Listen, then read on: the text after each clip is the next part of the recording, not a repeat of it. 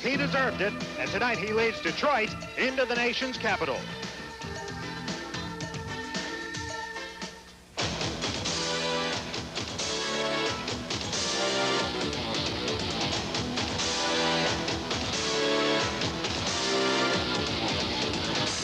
Tonight from the Patriots Center on the campus of George Mason University in Fairfax, Virginia, it's arena football. Tonight, the Detroit Drive meets the Washington Commandos. Tonight's arena ball matchup is brought to you by Little Caesars Pizza. 2 great pizzas, 1 low price.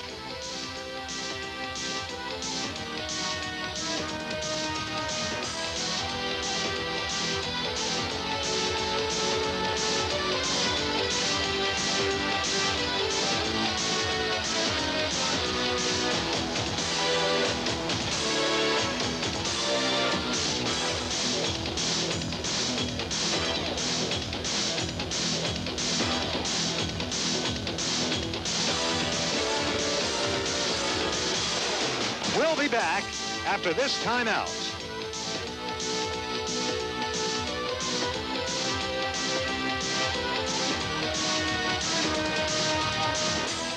Don't I get 2 pizzas for the price of 1? Don't think of it as 1 pizza. Think of it as 1 pizza and 1 box. What am I going to do with a box? Ever hear of origami?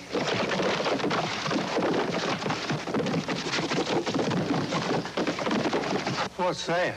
A pterodactyl.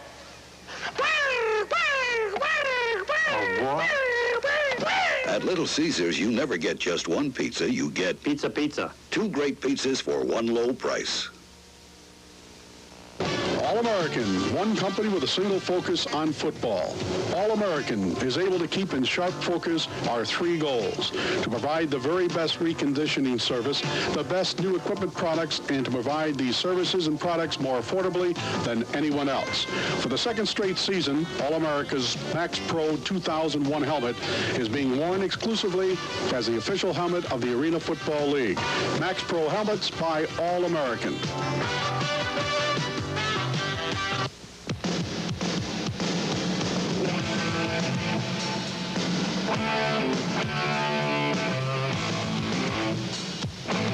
Pro Beach Volleyball. Awesome. And then some. If I were in an accident, unable to talk, my Medical Alert bracelet would warn people that I'm allergic to penicillin. If you have a medical condition, Medical Alert could save your life. Join now. Call 1-800-ID-ALERT. Get the word on Prime Ticket.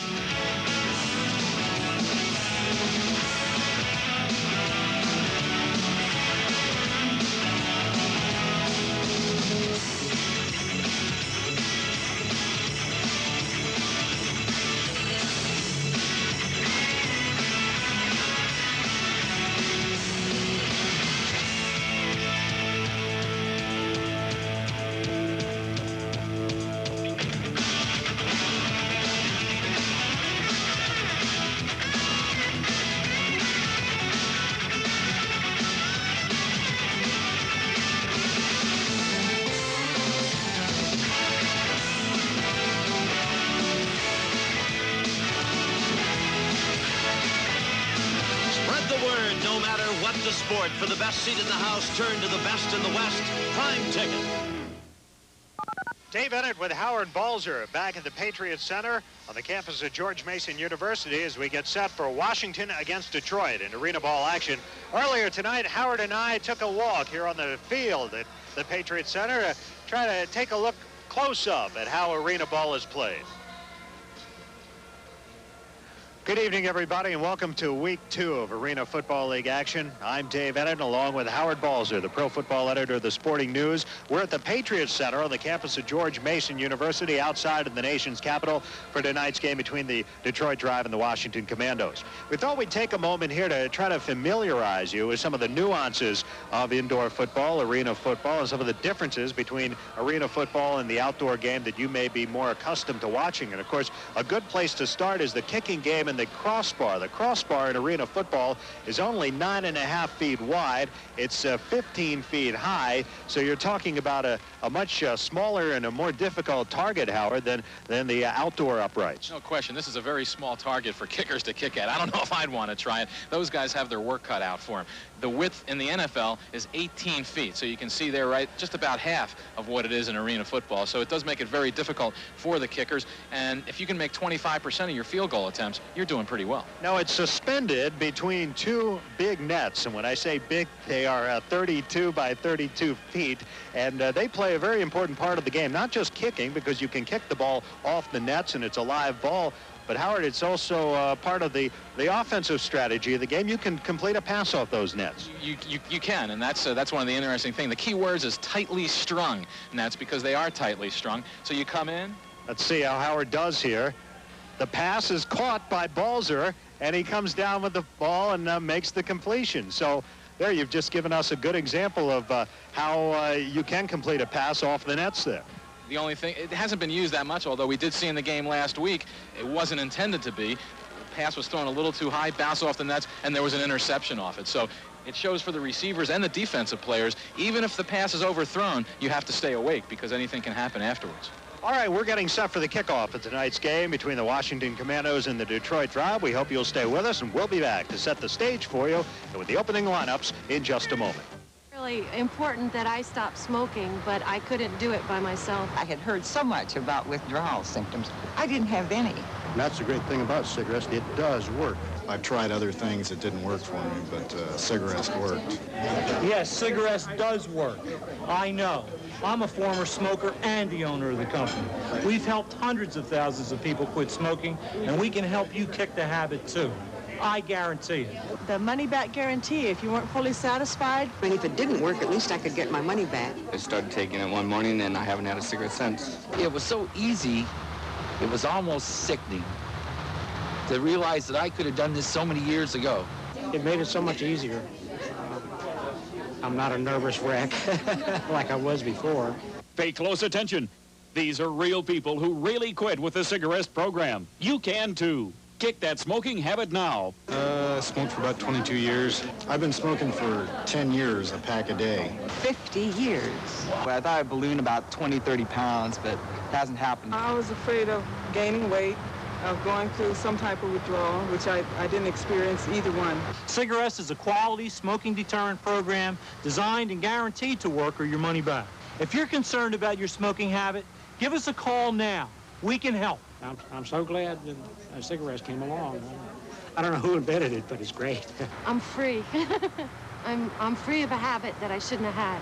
You can quit smoking too, just like these people did. Cigarettes guarantees you'll quit in as little as 7 days or your money back. To order yours, call toll-free 1-800-453-3300 or send $19.95 plus $4 postage and handling to Cigarettes, Box 4444, Carlsbad, California, 92008.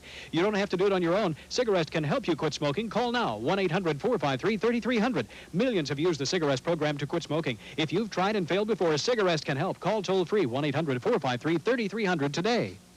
And welcome back. We're all set for tonight's game. Nova Bojovic puts it in the air, and it's going to be taken by 27 for Washington. Rob Sterling brings it out to the 5, to the 10, and he's going to be taken down right there by the Detroit Tribe.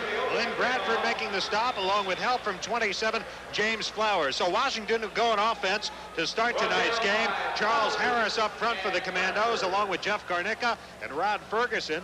Behind them, the running back, Jeff Blankenship, 84. Also on the offense, Russell Hairston at one wide receiver spot, 26. Number 5 is Tony Burris, the quarterback tonight. And number 3, Charlie Brown at wide receiver for Washington.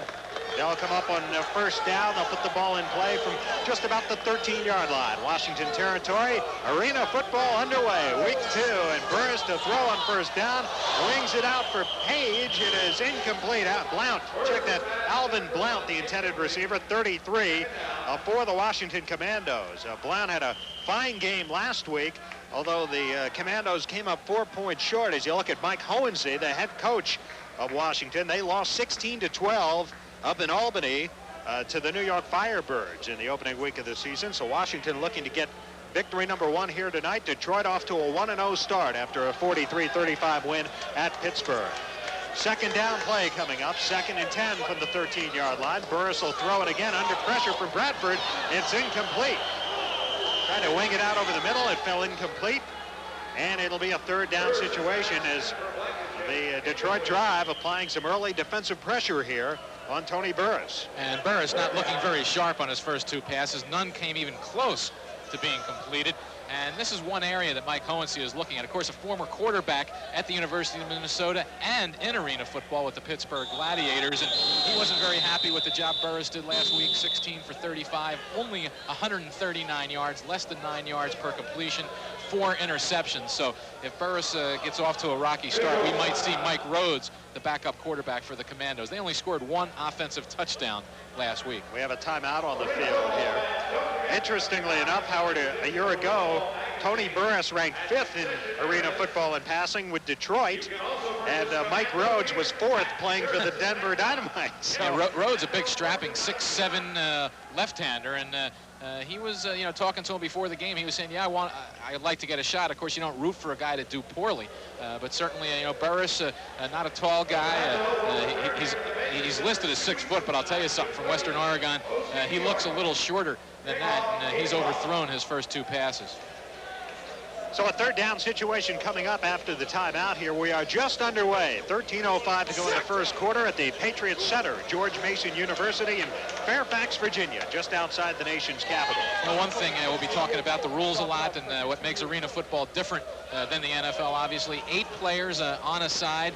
There are 5 eligible receivers on offense. That's the 1 tight end on the right side who also can serve as a guard or a tight end. A lot of times he's not used as a receiver, and it's one of those situations where he can go out. Of course, the running back can. The 3 receivers are the eligible receivers.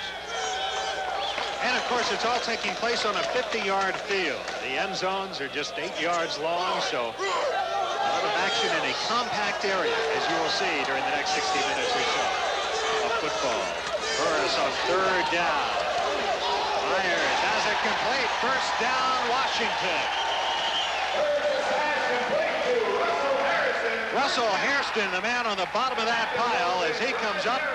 He's got the ball into Detroit territory across midfield. And they've got to get Hairston into the offense. He had 1 reception last week for 11 yards. Here's the play. Burris goes back, gets good protection on this, not much of a rush. Hairston, a big guy, goes up to make the catch right at midfield and gets the 1st down for the Commandos. Again, he was the arena ball MVP in 1987 for the Gladiators, so they have to get him more into the offense. A hometown product out of Greenbelt, Maryland, with a 1st down for Washington. Burris rolling right. Looking, now he fires downfield to the end zone. Touchdown, there's Russell Hairston.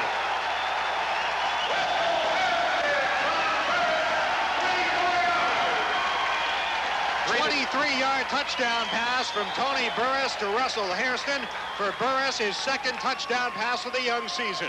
And here's Burris in motion, scrambles to the right, eludes the rush, has plenty of time. Hairston came down and went left and crossed into the end zone and then breaks free wide open in the corner of the end zone for the touchdown. So Hairston already with 2 catches, more than he had in last week's game. 17, Dan Plotke on to attempt the point after touchdown. He missed his only attempt last week out of the hold of Burris. The snap is a good one. The kick is up, and it's good.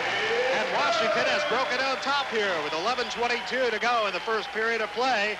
The Washington Commandos drive for the 1st touchdown of the night, and they take a 7-0 lead over the Detroit Drive.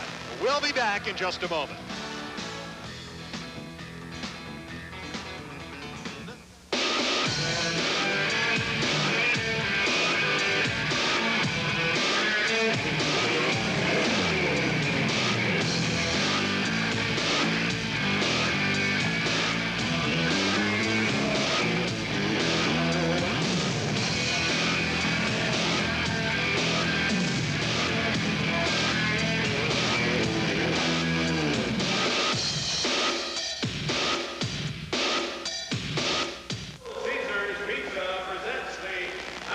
Welcome back to the Patriots Center. 11:22 remaining in the first period. Tony Burris has given Washington a 7-0 lead as he rolled to his right, an off-balance throw, 23 yards unofficially. It goes to Russell Hairston, 26, the man who had caught the pass for the first down to get the ball into Detroit territory. And Washington's on the board here, leading 7-0. Howard. Let's play find the defender on that one. I think it was just a case of giving up, not thinking the pass was ever going to come by the Detroit defenders, and Hairston wide open. A key extra point, though. You know, last week Plocky missed 6 kicks, 5 field goals, 1 extra point.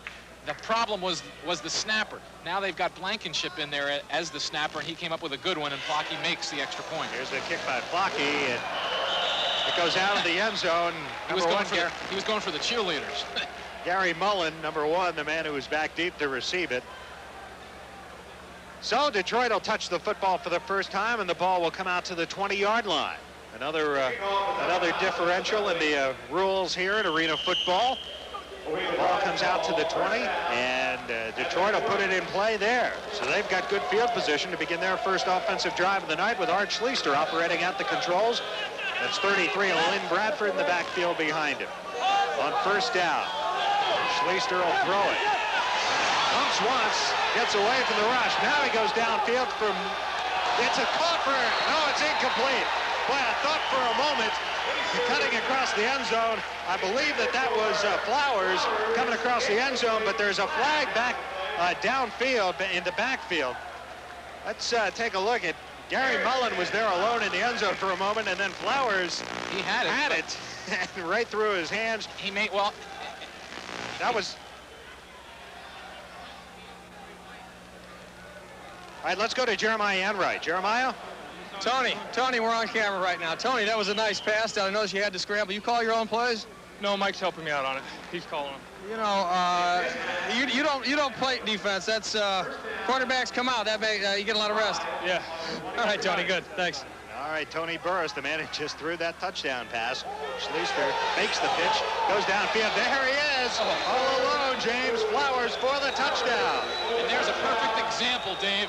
Because Detroit can run the ball so well, they set a record last week, an arena ball record, rushing for 140 yards. They were able to freeze the defense with the fake pitch to the left, and then Flowers cuts across the field and is wide open for the touchdown. Makes up for the one before. The big difference, I was going to say, on the previous one, he tried to catch it in his stomach. The ball slid off his uniform to the ground. On this one, he caught it with his hands, which is what everybody learning to play wide receiver, or anyone playing wide receiver, has to do. Catch it with your hands. Schleister's 4th touchdown pass of the young season. Novo Bojovic onto it for the point after. He was 2 or 3 a week ago. And he misses this one wide to the left.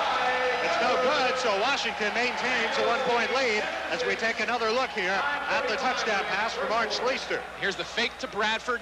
Freezes the defense. Flowers lined up to the left, streaks down to the right post, and there he is, wide open again. Find the defender. Nobody on this play. Flowers with the touchdown. James Flowers out of Texas A&M making the reception there. Of course, we saw that ball go through his hands a minute ago, but that didn't matter, and that certainly doesn't matter now.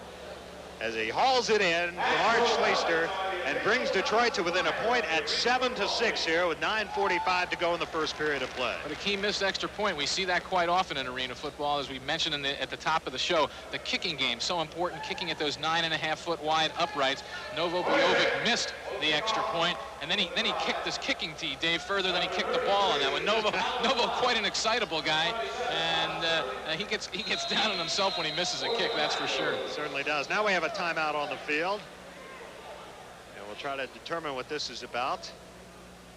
Now we have another commando coming onto the field. Looked like they were 1 man short. Well, no, now they have 9. Now the Commandos have Mike Hohensee, the head coach of the Commandos. In his first season as a head coach, he was an assistant last year with Chicago. Though kick by Bojovic. Back to receive it is Sterling, but it comes out to Blount. Blount across the 5, dives forward across the 10, and he is taken down right there. Tate Randall among those in on the stop of Alvin Blount for the Detroit drive, and Washington will go on offense for the 2nd time tonight. Well, Tony Burris is off to a good start. I know we mentioned, Howard, at the outset that Mike Hohensee might not be too slow to make a switch if Burris didn't get it going quickly here, but He didn't look good in his first 2 passes, but then, of course, with Hairston wide open then on 2 successive ones. Made the big play. And he's looking for another one here, and it's Hairston again. And it's broken up. A flag is down. I think we're going to have interference right here. Steve Griffin doesn't like the call. He believes he was going for the ball. Here's the pass. Griffin with pretty good coverage on Hairston. Here it is in slow motion. Oh, he's got his left hand on his back right there, and that's where you see the official reaching for the flag. So it wasn't on the knockaway. It was just when he got his left hand on Russell Hairston's back that created the penalty. Here it is again. Burris winds up, really lost it deep. That almost hit the scoreboard. And Hairston wide open, gets that little shove in the back. A good call by the official. But of course, Dave, they didn't rule it intentional or too hard an interference. So the ball comes back to the line of scrimmage, and then the penalty, the 10-yard penalty, is marked off after that for the first down. Exactly right. Charlie Brown goes wide to the far side this time at the top of your screen. And here's a pitch to the running back, Page, and Page is into Detroit territory across the 25-yard line. Mickey Page out of Liberty College, 5'11", 236. And a nice gain there against a Detroit defense that's been very stingy. But you know, Howard, this is in a way giving Detroit a taste of their own medicine, because last week they ran the football extremely well, 140 yards rushing. As you look at Charlie Brown, number 3, was a former All-Pro with the Washington Redskins. Once again, here's Page again running right. Flag is down. There was some jumping on the line that time. Pretty much a free play for the Commandos. Looked like 2 Detroit players jumped off sides. Page, you mentioned, from Liberty, and Morgan Hout, the Commandos' assistant coach, was once a coach and recruiter at Liberty University. And we'd like to send best wishes along to Morgan's family watching tonight down in Waco, Texas. They declined the penalty, and Page picks up enough yardage for the first down for the Commandos, as they're putting together an offense here, which they couldn't do last week. Only 12 points against New York in the opener. Harry Moss, the head coach, in his first season with Washington 2 years ago, he coached the Chicago Bruisers to a 10-1-1 record. Mike Hohensee, last year an assistant with the Bruisers. There's George Brancato. It's a first down here for Washington. On the drive, Burris fires, incomplete. Looked like Russell Hairston had it for a moment. Flowers quickly over to defend for Detroit. Burris just waited a little too long on that pass. He rolled to the left. Hairston broke open, but then Burris got the ball in there. It looked like a ball that should have been caught, and looked like Dave said, it looked like it was, but the ball hits the ground, and it's an incomplete pass as the Commandos at the Detroit 16-yard line. 7:14 to go. The clock moves. Clock continues to move on. Incompletions in arena football. Burris back to throw. It's complete. Oh, and what a hit applied there. Dan Burmeister made the catch, and then he went right into the side padding there. You can see the thickness of it. It's pretty good padding, but it's the metal bars here at the Patriot Center at George Mason University. In fact, the teams are sitting in the first row, in the first 2 or 3 rows of the arena here. It's a nice building on the campus of George Mason, a fairly new building. And this is the first arena football game played here, so we're glad to be a part of it. Glad you could be a part of it. Third down situation now, and Tony Burris wants to talk things over with Mike Hohensee. 6:24 to go in the first period of play. It's Washington leading Detroit by a score of 7-6, and we'll be back with more arena ball action after this.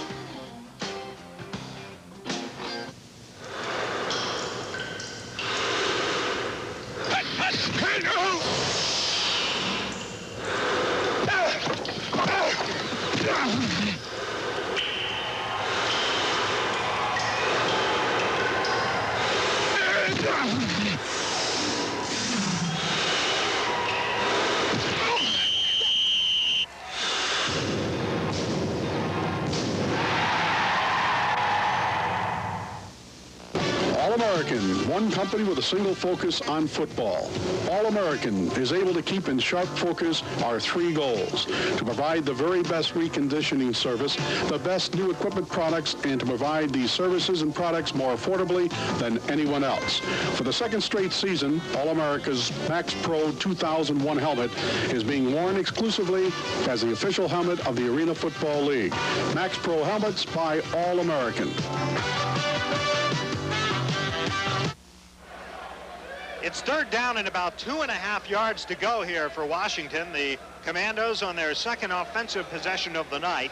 They have to get the ball to just about the 6-yard line. They have it at just about the 8.5, it would appear from our vantage point, Howard. So a short yardage situation and a big third down play coming up here. And the Commandos offensive line doing a good job here. Garnica at center, and Chuck Harris, the only player back from last year's Commando team, which was 0-4.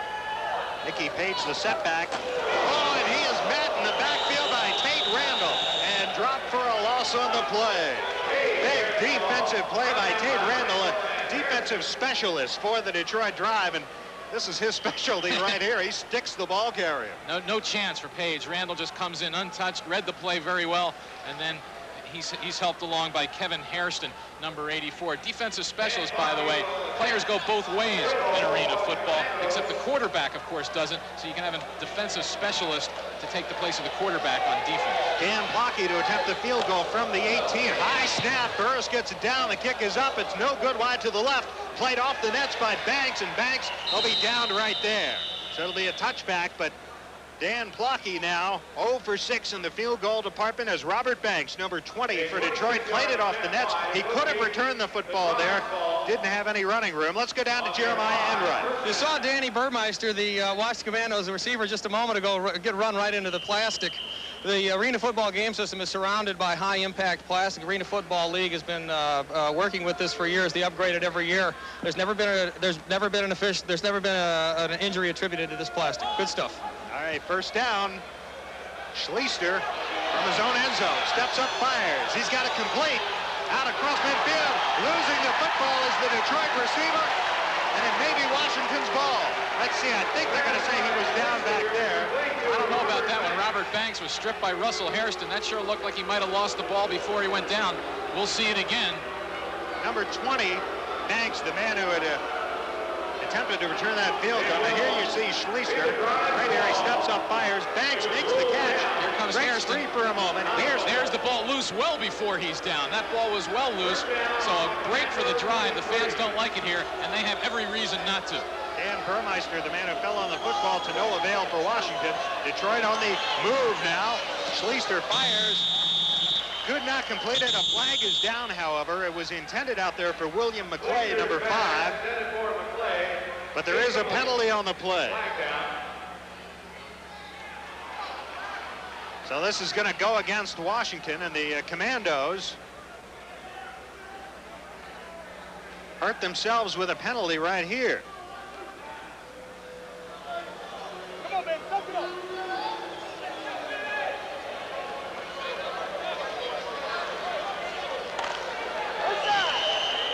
Mike Hohensee, the head coach here with the Commandos. A bit nervous now. He's got a precarious 1-point lead. Commandos 18. Now we have another timeout, I guess. See some discussion on the field. Howard, you've got a clarification on the penalty? Yeah, one of the linebackers was too deep. Must be 5 yards. All right, here we go. That's the penalty for the Commandos. All right. 4:29 to go. 4:29 to go in the first quarter. 7-6 Detroit. Here's the pitch to the running back, Reddick. He cuts it inside down to the 15. Alvin Reddick, 44 for Detroit. Part of that 1-2-3 rushing punch for the Detroit Drive that we saw so effectively a week ago. Reddick, the #1 rusher in Arena Football after 1 week. He carried the ball 12 times for 49 yards against the Pittsburgh Gladiators last week. And the starter, Lynn Bradford, carried it 8 times for 43 yards. And he's number 2 in rushing. And Schleister is number 3. Schleister takes the pitch to Reddick. Now he fires. He's got it complete inside the 10-yard line. Making a catch down there for the Detroit Drive is 84. That's Kevin Hairston, who actually on our roster, I wasn't sure Kevin was going to play tonight, but he is in there. Perry Moss, the head coach, watching with interest now as his team is on the move.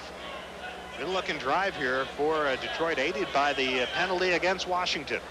3:48 to go. Detroit, as I mentioned, a victory last week over Pittsburgh.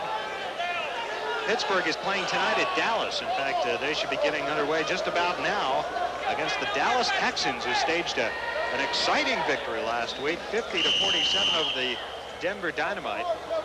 Holding that last call on Detroit, which brings the ball back to the 20-yard line and a loss of down. All right, we had a holding penalty. They couldn't catch the flag, but there was evidently a flag on the play. So it's third down. With a loss of down, Schleister rolling right. Firing. He's got a man out there, incomplete. It was intended over there for Darryl Grimes, 82, I believe, the intended receiver. Rob Sterling, here it is again. Rob Sterling does a good job as Schleister throws off balance. He had Grimes open, but by throwing off balance, Sterling was able to come over and get in front of Grimes and break up that potential touchdown pass. Sterling was in camp a few years, played a few games with the Philadelphia Eagles of the National Football League. Novo Bojovic sought now to attempt a field goal. This will come from the 23-yard line in Detroit territory.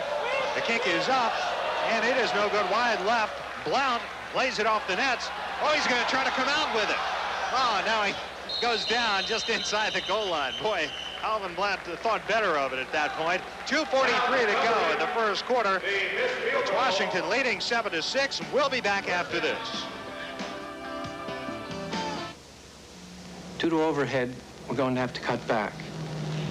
Either some of us lose our jobs or we go with a very attractive imitation cheese.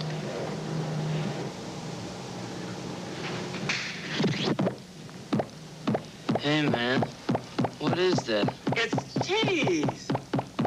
We never have to cut back at Little Caesars. We always give you 2 great top-quality pizzas. Pizza. For one low price. Welcome back to the Patriot Center on the campus of George Mason University, outside of the nation's capital. The Commando cheerleaders whooping things up here. I'm Dave Ennett with Howard Balzer. The Washington Commandos leading the Detroit Drive 7-6 here in the first quarter. Glad you could be with us for week 2 of arena football action. I mentioned Pittsburgh and Dallas just getting underway. Thursday night, Denver defeated New York, the Firebirds, 38-20. So both of those teams are now 1-1 after 2 weeks of play here at arena football action. They'll play 8 regular season games in all. And we'll get a look at Denver. Detroit will next week, I should say. They'll be home finally after 2 road games. The Detroit Drive to take on Denver at Joe Louis Arena on Friday night. And Washington will hit the road to take on the Gladiators. Washington on first down. Burris has it complete up to about the 10-yard line. Blount, I believe, the intended receiver there, coming up on the near side, out to the 10-yard line. 33, Alvin Blount. Blount with I mentioned earlier, a fine game last week, 6 catches, 52 yards against the Firebirds. We're inside of 2 minutes, 2nd and 10. 2nd and 5, I should say. It's complete. Once again, making the catch is Sterling. And Sterling out across the 15-yard line.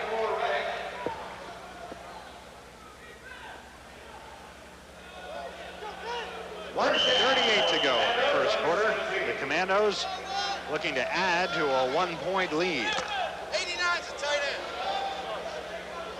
You may have heard that 89 is the tight end. Andrew Marlatt is now in, along with Pat Kane on the Commandos offensive line, as they'll try to change their players in and out to give them some rest. You're allowed 1 substitution per quarter in the 2-platoon and the single platoon. Burris under pressure. He goes down. Started to run with the football. He did cross the line of scrimmage, and he goes down. Tony Burris gets up quickly as we approach the 1-minute mark. We've got 1 minute to go in the first period. Rodney Smith, number 88 for the Commandos, a local product from Towson State, also in on the Commandos offensive line as they've brought in a whole new offensive line for this series.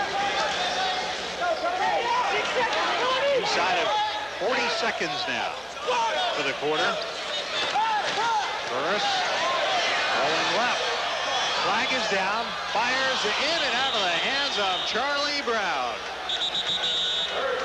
Right at about midfield, but a flag was down before Brown failed to hang on to that football. We could be looking at that weak side linebacker being too deep again. I said strong side before. It's really weak side. The guy who lines up over the tight end. He can't be any deeper than 5 yards. That's to prevent what effectively can become a zone defense, and that is the call, and a penalty against Detroit. So we're inside of 30 seconds now, and Washington has it first down out at about the 23.5-yard line. It was Robert Banks who was the guilty party for Detroit. Burris, and he threw it into the hands of one of the Detroit linemen. 84. That's Flint Fleming. That's Flint Fleming. He was wearing 89 last week, but we can tell that he's got his name on his jersey now, so that helps us out a little bit. Well, that's the last play of the first quarter with the score. The Washington Commandos 7, the Detroit Drive 6. We'll be back with more arena ball action after this.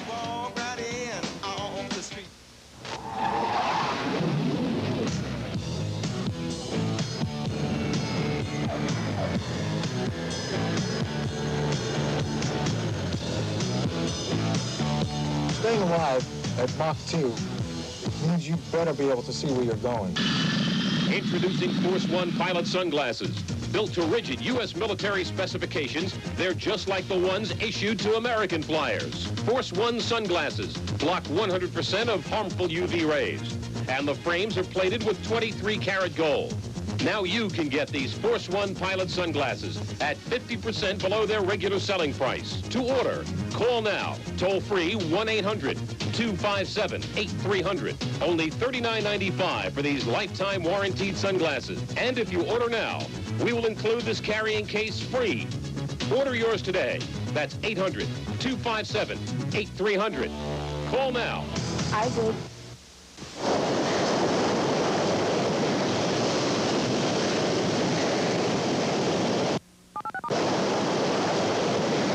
Ultimate wave.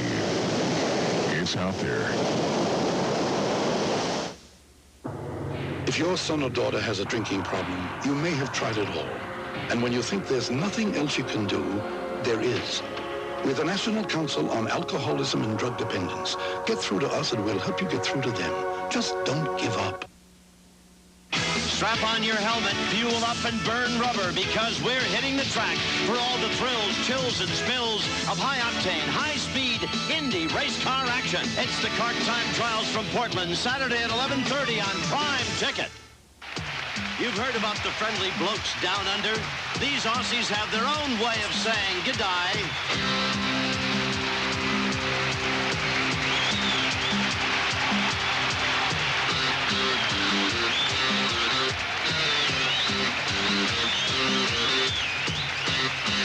We've got the greatest hits in Australian rules football right here on Prime Ticket. It's fast, it's sexy, it's pro beach volleyball, and Prime Ticket serves up the best players spiking and diving their way to big prize money. Catch pro beach volleyball Mondays at 7, only on Prime Ticket. On to the second quarter of play here in the nation's capital. Washington leading 7-6 over the Detroit Drive arena football action. With Howard Balzer, I'm Dave Ennett. Washington with the football here, continuing a drive which began in the shadow of their own goal line. The penalty flag flies. There's another flag. We may have a personal foul here. On John Corker, it looks like. Yeah. John Corker, I think, maybe took a little extracurricular shot at Tony Burris, the quarterback, well after the play was whistled dead. In fact, there was never really a play. It was blown dead originally. Illegal procedure, the first call against Washington, and then Corker just washes out that penalty with just a foolish play. Hooper, of course, has played in the NFL with the Houston Oilers, a standout in the United States Football League with the Michigan Panthers. And now, personal foul, since it was after the original one, will be assessed against Detroit. Perry Moss, the coach of the Drive, not real pleased, but you couldn't tell it from the way Perry is. I'll tell you, Dave, I guess you would say stoic would be the way to describe Perry Moss. He doesn't really change his expression much, whether they're winning or losing. Perry Moss with a long and storied career in professional football. First down, Burris under pressure, and he has it complete. And this is Fleming. Fleming inside the 10, still on his feet. Touchdown! I'm sorry, that's Blankenship. Jeff Blankenship. Some nifty footwork by Blankenship there for the Commandos. He didn't get there fast, but he got there. You know, I had 84 in my mind because we were trying to get those other guys straight, but give Jeff Blankenship some credit for a nifty play right there. Here it is, the rush is on, but a good pickup there. Burris steps up nicely into the pocket with men on him, just dumps it off to Blankenship. There's the one good move there, gets by Gary Mullen. Then he cuts back in, 2 missed tackles, another missed tackle, 3 missed tackles, and Blankenship with the touchdown. Jeff Blankenship with the score. Blankenship, first touchdown of the year. And now we have a legal procedure on the Commandos on the extra point attempt. Somebody moved, drawing the drive offside. Here's the touchdown again. Let's count the tackles that Blankenship, the reverse angle, the great fake there. Good block, a nice good block by Blount right there, 33. But still, Randall came back and made a nice play. Tate Randall, 29. Now let's watch the snap here. That's what the Commandos have had problems with. A little low, but he gets it down. Hockey gets the kick out. A point after is good, and Washington extends the lead here. 14-11 to go in the second quarter. Washington extends the lead to 14-6, and we'll be back after this message.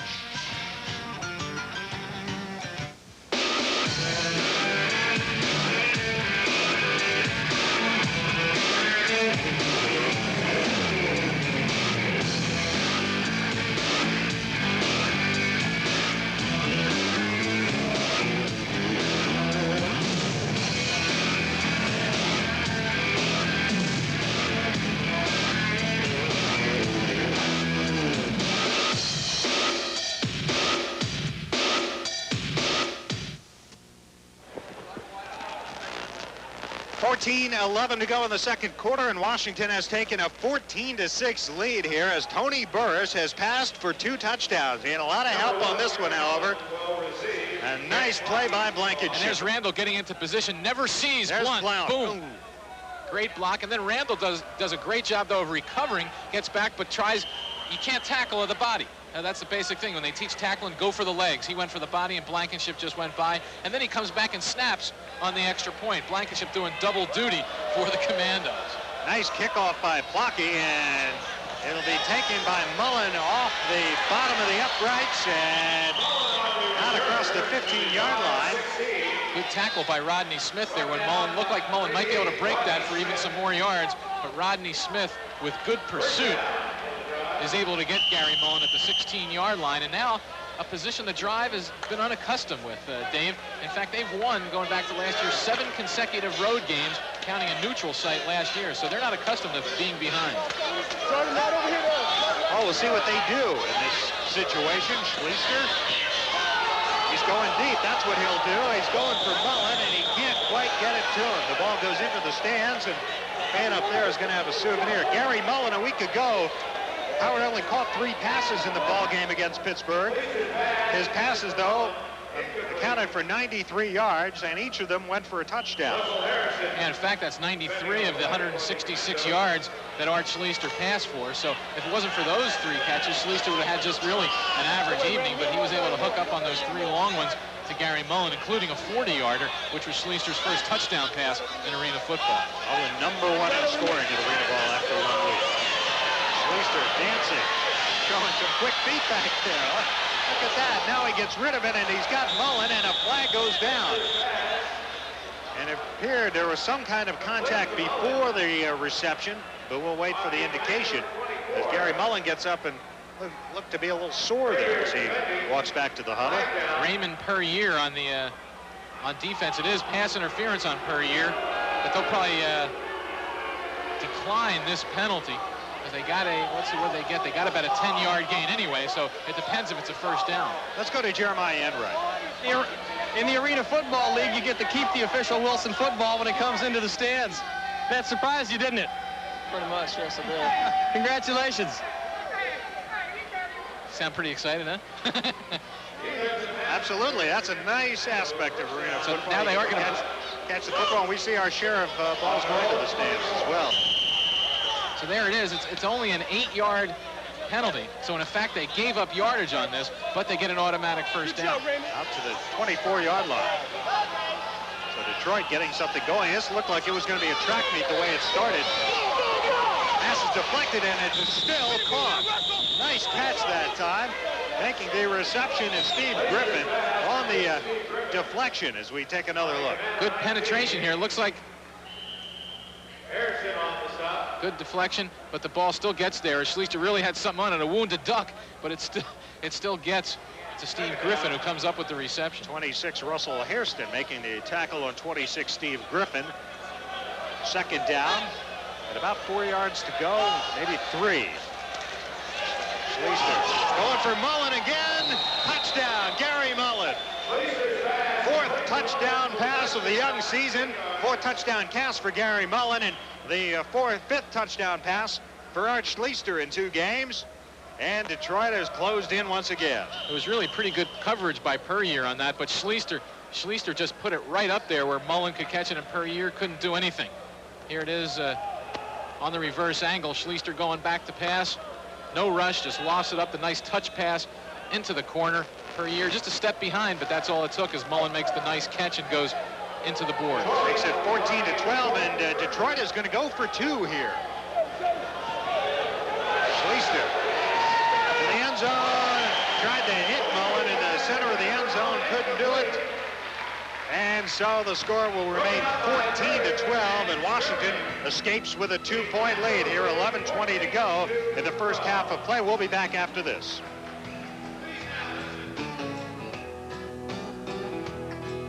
I was staring at myself. Real confessions, real secrets revealed for you to hear. It wasn't fair. I didn't deserve that. Call 1-900-230-3333 to hear real confessions from real people. Plus, find out how to make your own confession. We had a great relationship, then at a cocktail party. Incredible secrets, untold stories, real confessions. Call 1-900-230-3333. Call now. Just $2 the first minute, $1 each additional. Adults only, please. If I were in an accident, unable to talk, my Medical Alert bracelet would warn people that I'm allergic to penicillin and codeine. If you have a medical condition, Medical Alert could save your life. Join now. Call 1-800-ID-ALERT. 11:20 to go in the first half of play. The Washington Commandos lead the Detroit Drive 14-12, going 34 yards in 5 plays. So a quick drive there. It only took them about 2 minutes for Detroit to score and get back within 2 points after the touchdown by Jeff Blankenship for Washington. So it looks like this may be one of those games, back and forth, and a tight game. Most of them are in Arena football, but the Drive has usually gotten leads on teams, just kept them down. But the Commandos playing a very good game so far with 11:20 to go in the second quarter. Washington about to get the football once again. Bojovic has it teed up at the goal line, and the kick will be taken by Rob Sterling. Out to the 5, cuts left out across the 10 to about the 12-yard line. Let's take another look at that touchdown pass. Art Schleister's second touchdown pass of the night. And he finds the guy who so far has been his favorite target, Gary Mullen. Again, pretty good coverage by Puryear, but just a step behind, but a perfect loft pass by Schleister, and Mullen gets it in the end zone for the score, his 4th touchdown reception of the season. And I'll tell you something, Gary Mullen, at least so far this season, has caught just about everything that's been thrown near him. Mike Hohensee will send his Washington Commandos out on the offensive attack here from their own 12-yard line. Flag is down, and so is Tony Burris. He goes down all the way back at about the 1-yard line. John Corker on the sack. Here's Corker. He gets by the offensive lineman, Rob Ferguson, and almost gets pushed into Burris and is able to sack him deep in Washington territory, but it looks like a Detroit penalty on the play. Going to be something with that linebacker again, because the flag was dropped by the back judge well behind the Detroit defense.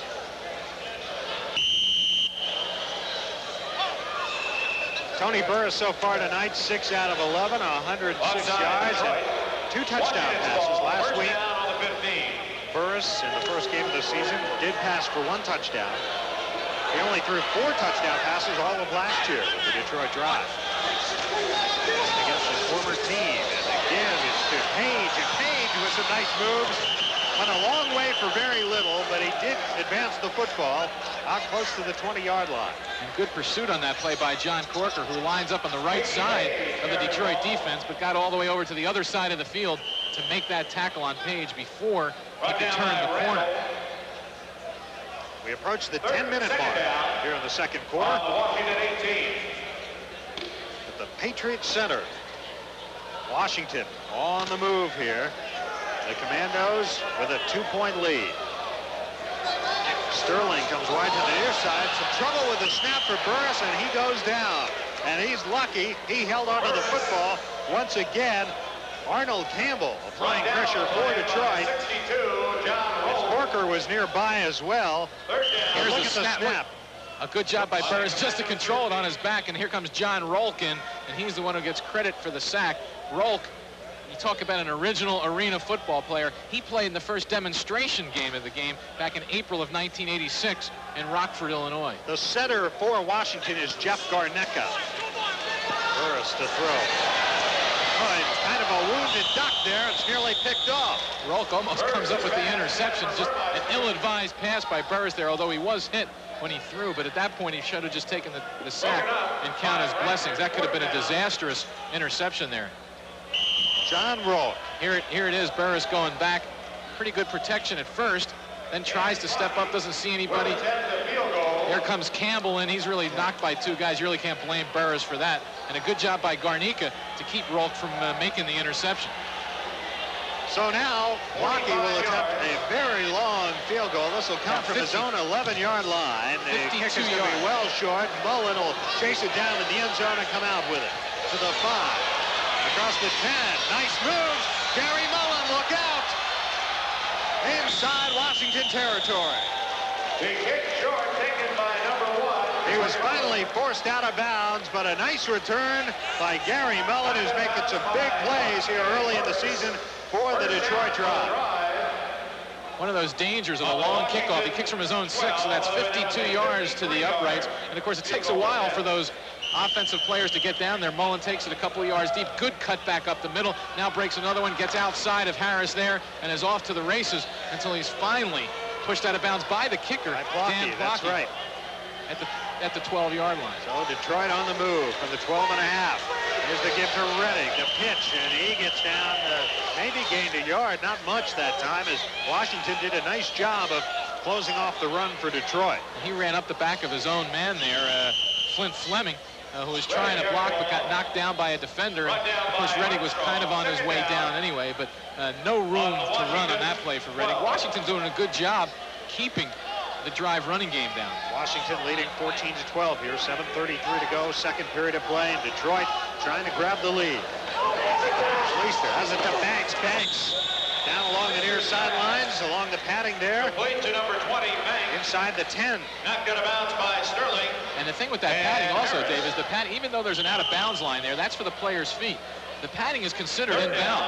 So if the player's feet are inbounds and a ball bounces off it, the player can catch it, or if a player is running with the ball, as long as his feet are in, he can bounce off the pads, and he's still considered inbound. That's right, just has to keep those feet in. Reddick is the running back behind Schleister. Schleister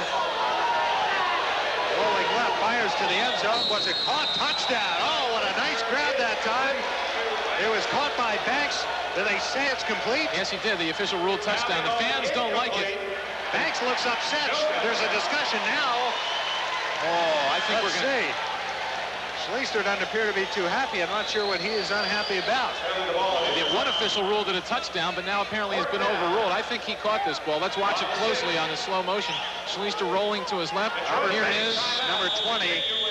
They've short-hopped it. I don't think you can really tell. No, tough to tell. The official behind said touchdown, but he had no angle on it. The other official on the side said he saw it hit the ground, so that's the call. That'll stand. Perry Moss, the coach, is out there. We're going to take a timeout here. 6:25 to go here in the second period of play. Washington leading 14-12. Back after this. Do you have 2-pan pizzas for one low price? Oh, what do you see there?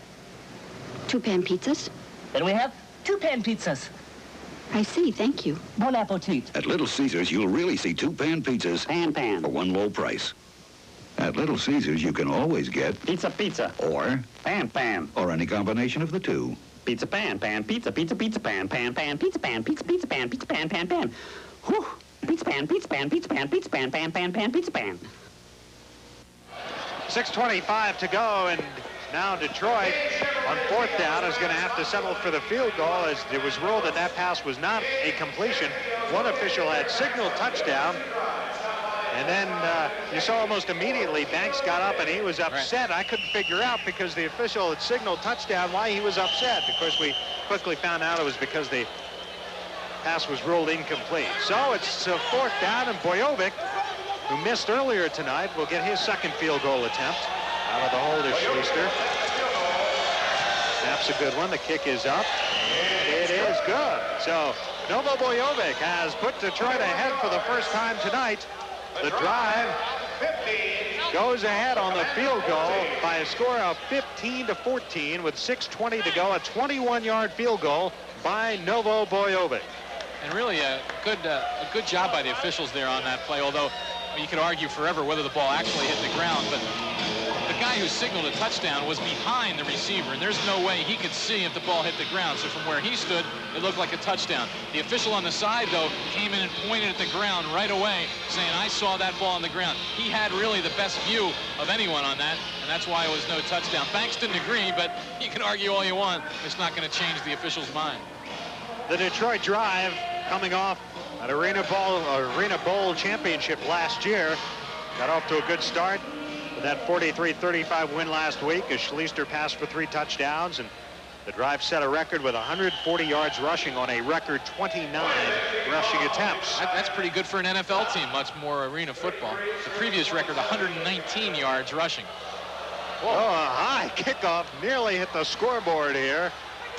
And coming out with it is Page across the 10-yard line.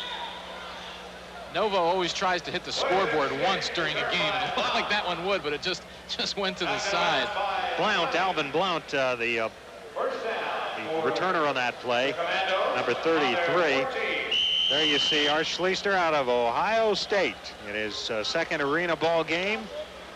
And so far he has led Detroit to 3 scores, 6 out of 13 on the night. 2 touchdown passes.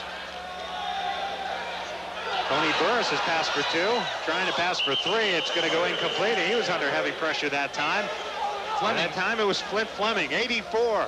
Fleming had a bear on him, and Burris just got rid of that ball. There was no commando in sight of that pass. It's lucky for him it wasn't intercepted. Bojovic, by the way, limped off somewhat after that last kickoff. So the thing I remember about Novo Day back in the USFL days, he used to put garlic in his socks for good luck. He says he doesn't do it anymore. I think his teammates have said you better not, especially in an indoor game. Yeah. Novo at a Central Michigan University. Washington down by a point, trailing for the first time tonight. Burris on second down, pressure from Reddick, and he goes down, and a flag is down. Alvin Reddick, so we'll see. A late flag. It might have been an illegal blitz. You can only blitz from 2. You have to be 2 yards off the line of scrimmage when you blitz. Here's Burris going back. Well, the Washington players are signaling that. That's what it is, apparently. Reddick was in awfully quickly on Burris. The penalty is against the drive. As you see the indication. And that's going to be a first down for the Commandos. Illegal defense against Detroit. So we've seen a lot of these penalties here in the first 2 weeks of the season, at least in the 2 games we've done here on the Prime Network. 15-14. First down for the Washington inside of 5 minutes for the half. Burris pumps once, dancing around, gets rid of it. He's got a complete Blount. Blount makes the catch down to the 15-yard line. Alvin Blount. Reddick with good pursuit on it. Here's the replay with Burris scrambling very well. Again, the one thing he does is he scrambles well and throws across the field to Blount, and he's tackled by Reddick at the 15-yard line. And we have a Detroit timeout on the play. There's Blount, a local product, 6 foot, 210 pounds, from the University of Maryland. So a timeout here on the field with 4:25 to go. The other games this week in Arena football, we mentioned Thursday night, Denver defeated New York 38-20. Both of those teams now 1-1.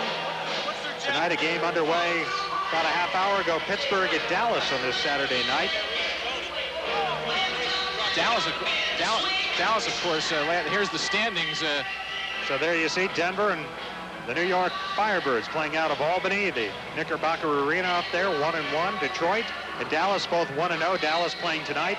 Washington and Pittsburgh looking for their first victories. Pittsburgh tonight and Dallas, and of course the Commandos right here against Detroit. I think Washington so far, Howard, is give pretty good account of itself. We got a long way to go here. They're down by a point, but they're playing the defending champs and a team that at times looks like it's going to be an awfully tough team to beat. Yeah, they've been a lot more consistent offensively than they were last week. Of course, a whole opening game is always a little case of the jitters for both teams a lot of times. Burris to throw. And in and out of the hands of the intended receiver. Sterling tried to make the catch down around the 10-yard line. Sterling, a defensive back in college at the University of Maine, getting his real first taste of wide receiver. And that's one of the interesting nuances of arena football, of course, is you get guys who have only played one position for a number of years, not counting the players who have been in the league for a few years. Now all of a sudden they have to play wide receiver for the first time or play defensive back, and that's not an easy adjustment. This will be a second down situation, 2nd and 10 from just outside the 15-yard line for Washington, inside of 4 minutes. Intended for Charlie Brown. The pass appeared to be thrown behind him, and that'll bring up a 3rd down situation. William McClay over to greet Charlie Brown, making his arena ball debut. Of course, Charlie Brown had some great games here in the nation's capital with the Washington Redskins, but he says he's very happy to be playing for the Commandos here. He says he can still go and get the football with the best of them. He says he hasn't lost a thing. He had two receptions for 44 yards last week, 220 receptions in his 6-year NFL career, played in one Super Bowl victory for the Redskins. 3rd down situation. Burris, and he has it complete to Blankenship, but there may have even been a loss on the play, maybe a gain of a half a yard at most. Robert Banks, good defense on the play for the drive. You know, one other quick point on Charlie Brown. He says, hey, I've been around a long time, about 30 years old. I'm just having fun playing this game. And that's the one thing about it. It's just a fun game. You know, he also said that if it were an outdoor football, his 40-yard touchdown catch last week, he says he could have gone 90 yards. He outran everybody to the field. Of course, is 50 yards long. Clocky to attempt the field goal. And it's no good. Hit one of the uprights and bounced down and along the near sidelines. Just missed, just to the right. That shows again that 9.5 feet between the uprights is tough to get in. Good snap on that one, but Clocky just misses it. And the score remains 15-14. 2:22 to go here in the first half. Clocky on the night now 1 out of 3, or check that, 0 for 3 on field goals. And so for 2 games, 0 for 8. Clocky is 0 for 8 in the field goal department. You don't see all that. There isn't a high accuracy percentage, obviously, in this game because it's very difficult. Schleister, incomplete. Underthrown a little bit there, but still a pass that should have been caught. Tried to haul it in along the far sidelines. You saw Schleister's numbers, and interestingly enough, Howard, a week ago, Schleister was 11 of 22. Of course, he threw the 3 touchdown passes. Tonight, I think we saw he was 6 of 13, 6 of 14 now, I imagine. But not a very high percentage, but he has come through with some very big plays. That's really the key. Last week, if you take away those touchdowns, he was only 8 of 19 for 73 yards. He's trying to make a big play right here, and he has it complete along the near sidelines, and Banks makes the catch this time. As you take a look at this, and the one thing Schleister has shown is resourcefulness, a good reception, and Banks goes in head first into the boards. He figured, well, that might be the safest thing, is just to kind of lower my body so I don't get smashed in there. He looked like he was going to try to take the boards down with him there. We're approaching the 1-minute mark of the first half. 1:05, the clock is moving. There's a give to a Redding. He's tripped up just about at the line of scrimmage. And really, let's see now if Washington will, the clock will stop. 1 minute to go now in the first half. Not a very good exchange there between Schleister and Redding. They tried to execute the quick draw, but it wasn't crisp at all in the handoff, and that helped Washington get into position to make that play. So Detroit now has a 4th down and short yardage situation. It's 4th and about 2 with a minute to go here in the first half. And here comes Bojovic, kind of limping slightly onto the field. This will be a long, long field goal attempt as Detroit wants a timeout. Novo Bojovic. Maybe Detroit wants to give Novo a little more time to think about this one. Last year, 28 points. He was the top kicker in arena football. 2 years ago, 70 points. We even saw him rush with the football last week. Yeah, that's right. That was one of the classics, the 2-point conversion. I was talking to him tonight before the game. He said, hey, I was looking to pass. Finally, I realized there was no one there. I was just afraid a defensive player would come up and really clean my clock, but they never did. They probably never really believed that Novo was going to run it in, and that's what he did, and scored the 2-point conversion, which proved to be a pretty big play later when the Gladiators made a last-minute comeback. He's going to kick from his own 7-yard line. An end-over-end kick. Blount tries to bring it down. He does. He kept his feet in bounds. And Blount bringing it back out. He did hit the padding, but he stayed in bounds. And there's an example. That's exactly what we were talking about. Nice return by Blount. And now there's now let's see. There's an argument. And Novo arguing with the official, and a late flag flies. And I think we're going to have an unsportsmanlike conduct call, perhaps. Well, Novo was arguing that the play was out of bounds, or that. But he can hit the wall if he keeps his feet in bounds. So here it is. And that's the question. Let's watch the feet. That's the key here. All right. So yes. Blount, well, he is out of bounds. So I think Detroit may have a legitimate beef here. But you know, if you're Novo Bojovic, though, I mean, it's not going to make any good, do any good to go over and mouth off at the official. That's just going to cost you, and it will. It'll cost him another 10 yards here. But an obviously bad call. Both feet were out of bounds, and it wasn't even close. Novo not pleased with that, nor are the Drive. And suddenly, with 47 seconds to go in the half, Washington is in business. There it is again. You can see both feet clearly out of bounds. Where's the official on this play? Can't see from that camera angle. Harry Moss is on the field, the head coach of the Detroit Drive. Very upset, I would guess, because he is on the field. Let's see, 47 seconds, and Burris with some time here, and he has it complete, and a nice grab is made on the far side. Good grab down there, and I think Hairston coming back into the football game. Coming down, or is that 27? It was Hairston. Hairston, 26, made the catch. Now watch James Flowers on this. He's going to go for the interception. Let's see if he touched Russell Hairston. There's the reception. He's never touched. Whereas his feet are in. He should have been able to get up and be able to run with that ball, but they blew it dead. He was never touched by James Flowers on that one, who went for the interception. And now they're bringing it back.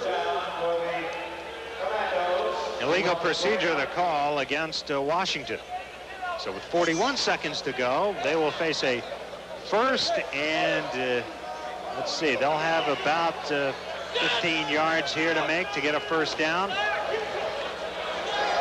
Burris going to the end zone for Brown. It's intercepted. Intercepted in the end zone. Making the grab is Tate Randall. And he spikes the football. Charlie Brown, number 3, coming right at you, the intended receiver. Randall with good coverage. In fact, it looked like the ball could have been intended for him. Randall with great coverage here. Here it is behind Brown, the ball overthrown. Randall comes up with a nice catch. He's Detroit's defensive specialist, and he's come up with a lot of big defensive plays.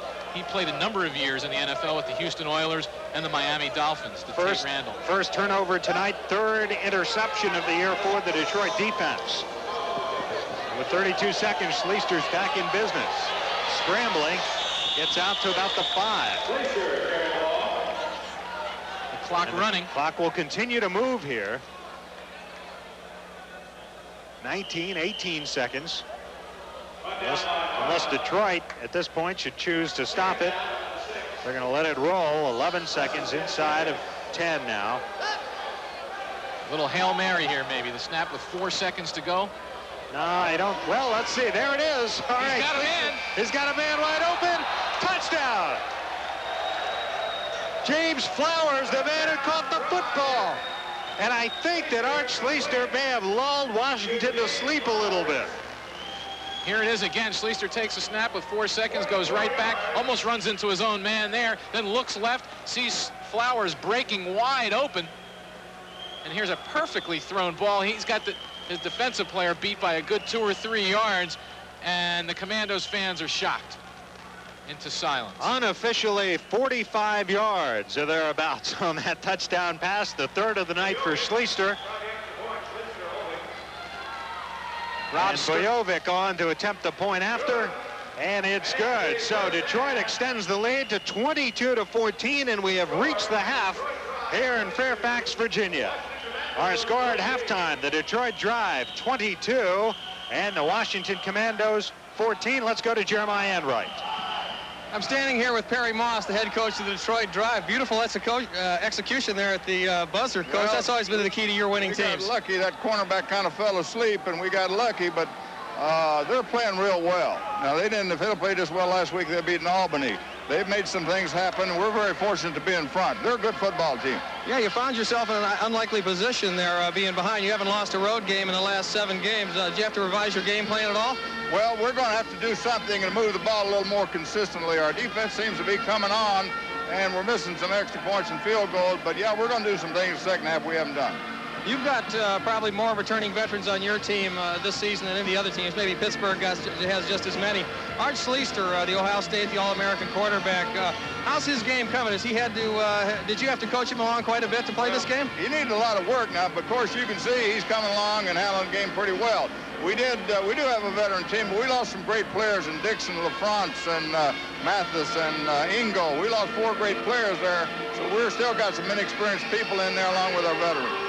Sam, you expect to be in the Arena Bowl, of course, this year? Well, we're going to play them one at a time. We hope we win tonight. It's still tough. Thanks a lot, Coach. Okay. Good luck second half. We'll be right back after these messages.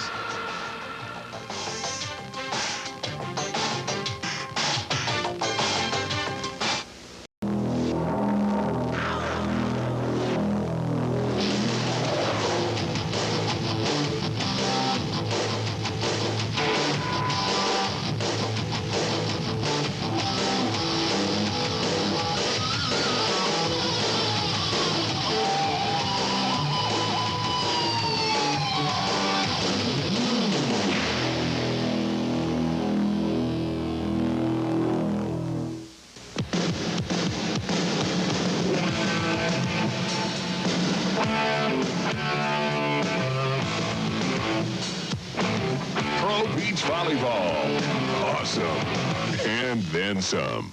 I were in an accident, unable to talk. My medical alert bracelet would warn people that I'm allergic to penicillin. If you have a medical condition, Medical Alert could save your life. Join now. Call 1-800-ID-ALERT. For outdoor enthusiasts, Prime Ticket offers an array of shows. If fishing is your hobby, travel up north as Prime Ticket presents Canadian Sport Fishing. And a little closer to home, there's Fishing the West. And don't forget Outdoor Magazine for an informative look into life in the great outdoors. It's an outdoorsman's dream. Canadian Sport Fishing, Fishing the West, and Outdoor Magazine, only on Prime Ticket. Gentlemen, start your engine! Start engines for prime tickets. Thursday Night Lightning.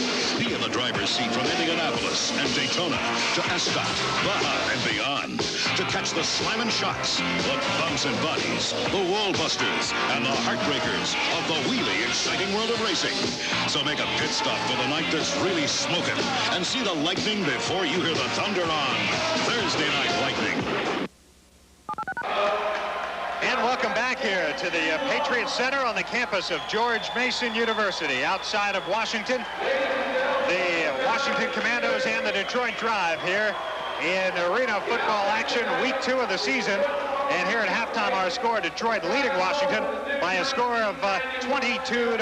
It's been a good first half for both of these teams, really. Washington jumping out to the early lead, and Detroit coming right back and scoring almost on the very next play, Howard Balzer. And then, of course, Detroit coming up with a big play right before halftime to go into the locker room with a little breathing room. Yeah, it's really been a very exciting first half, and I think we've seen, I've been a little surprised with the way the Commandos have played. They played good defense last week in their game against the Firebirds up in Albany, New York, but the offense just didn't do much. Mike Hohensee was saying, we need to get better execution from my quarterback. And Tony Burris on the first 2 plays, it didn't look like he was going to get it, but then he's maintained his poise. They've been getting pretty good protection, although the Drive started getting a pretty good rush there later in the first half, but they're staying with the Drive, and Washington, I think, is playing very well offensively. They're playing pretty well defensively too, and stopping most of the big plays. So it just shows how much balance there is in this league, really. The one thing that they tried to do in the draft, bringing players back and the training camps, was obviously to get it as balanced as possible, and it looks like they've done a pretty good job. Washington looks like an improved team. The Commandos a week ago losing against the New York Firebirds by a score of 16-12, so they have already scored more points here tonight than they scored in the entire game last week. We'll take a break and we'll continue with our halftime activities from Washington in just a few moments.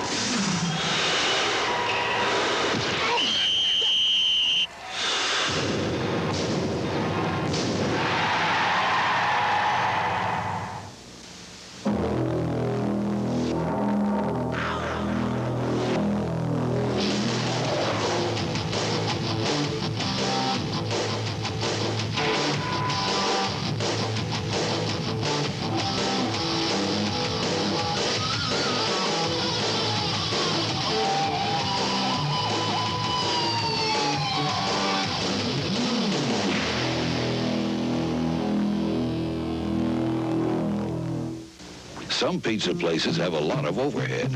Trucks, maintenance, drivers, insurance. We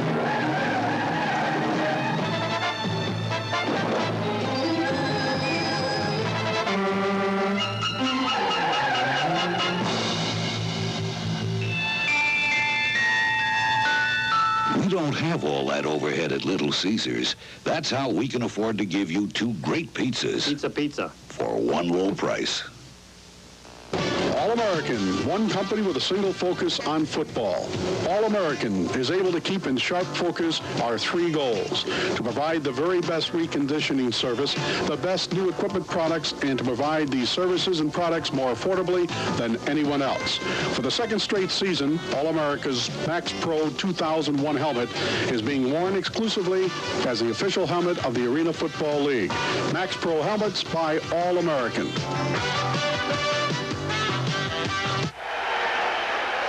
Welcome back to Washington.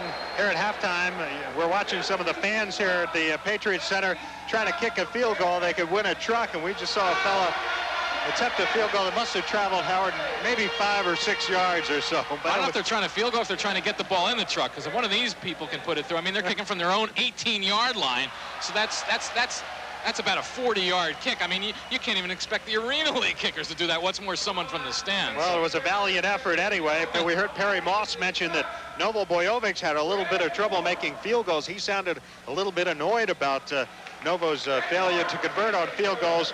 Let's take a look at some of the highlights of the first half. The Washington Commandos getting off to a good start here beyond the quarterbacking of Tony Burris. Burris, the opening possession, he'll go to number 26, Russell Hairston. He does a good job here of eluding the rush. An off-balance throw, and 26, Russell Hairston on the receiving end. This touchdown, 23 yards, gave Washington a quick 7-0 lead with 11:22 to go in the first period of play. So less than 4 minutes into the ball game, Washington was on the board. And Burris wasn't through here in the second quarter. Early in the second, he'll drop back, and this time he'll find Jeff Blankenship for short yardage. But watch what Blankenship does with the football. Right there, he'll elude one man, he'll elude another right there, a third right there, and he dances high-stepping into the end zone. Jeff Blankenship with the touchdown. But Art Schleister, on the final play of the first half, working from about his own 6-yard line, looks like maybe he's just going to be content to let the half end, but nope.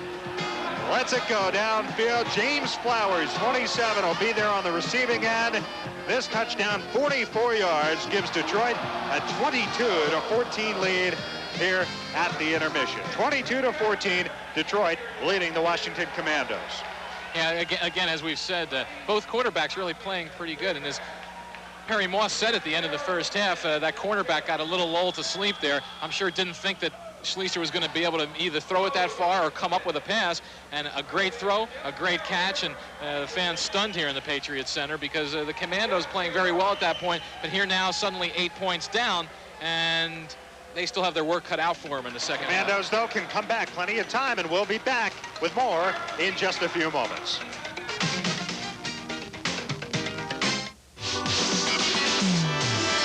Eagle. Talent. Oh, yeah. Come test drive the all-new Eagle Talon at your California Jeep and Eagle dealer. Hurry. Wow. Racy. Eagle Talon, named one of Car and Driver's 10 best. Wow. Now get $750 cash back on Eagle Talon. Got it.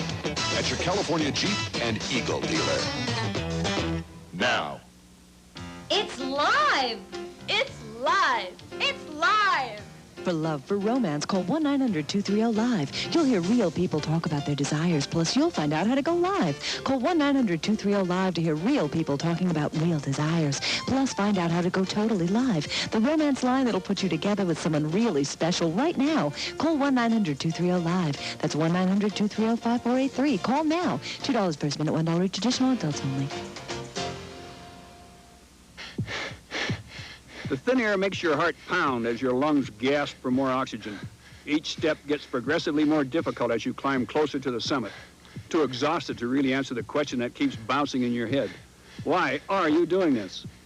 Your answer comes not in words but feelings as you top out on one of Colorado's 14,000-foot mountains. The guide that led you to the summit is a video. Climb the Rockies includes complete trips to 10 of Colorado's highest mountains. This 52-minute VHS stereo cassette takes you up some of the Rockies' most spectacular summits via easy, moderate, and difficult trails. Each trip begins with general mountain information, a trailhead map, and aerial views of the route. The most valuable segments include actual scenes of the climb. Know your mountain before you set out. Order Climb the Rockies for only $19.95 plus $3 shipping and handling. Visa and MasterCard accepted. Television that makes you want to take a hike. For outdoor enthusiasts, Prime Ticket offers an array of shows. If fishing is your hobby, travel up north as Prime Ticket presents Canadian Sport Fishing. And a little closer to home, there's Fishing the West. And don't forget Outdoor Magazine for an informative look into life in the great outdoors. It's an outdoorsman's dream. Canadian Sport Fishing, Fishing the West, and Outdoor Magazine, only on Prime Ticket. And welcome back here to the Patriots Center. The first half, you can see that the statistics for the Washington Commandos, 7 first downs to 3 for Detroit. Rushing yardage, Washington had an edge there. Passing, the Commandos 8 of 17. The drive and Art Schleister 9 of 15, 121 yards in passing for Washington, 143 for Detroit. Penalties fairly even, except yardage. The number of penalties fairly even, but almost a 2-to-1 difference in yardage assessed on the penalties. So here at halftime, the Washington Commandos, Howard Balzer, have to try to regroup here, down by 8. They have to come back and try to battle back into this football game. One thing they might want to do is try out this guy who's kicking at halftime. Was just drilled a couple into the microphones way up here. Obviously a guy who can kick, but he's missed just a couple of times and has the fans going nuts. Much. We'll take a break. We'll come back with more of our halftime activities here from the Patriots Center following this message. Due to overhead, we're going to have to cut back. Either some of us lose our jobs or we go with a very attractive imitation cheese.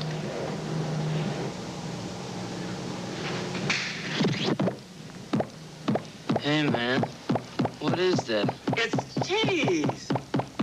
We never have to cut back at Little Caesars. We always give you 2 great top-quality pizzas. Pizza, pizza. For one low price.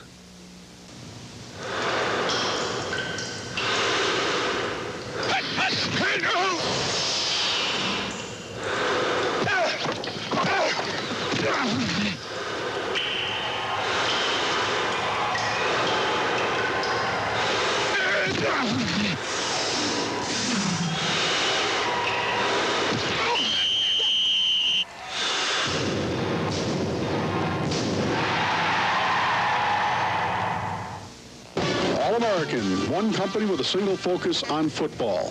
All-American is able to keep in sharp focus our 3 goals: to provide the very best reconditioning service, the best new equipment products, and to provide these services and products more affordably than anyone else. For the 2nd straight season, All-America's Max Pro 2001 helmet is being worn exclusively as the official helmet of the Arena Football League. Max Pro helmets by All-American.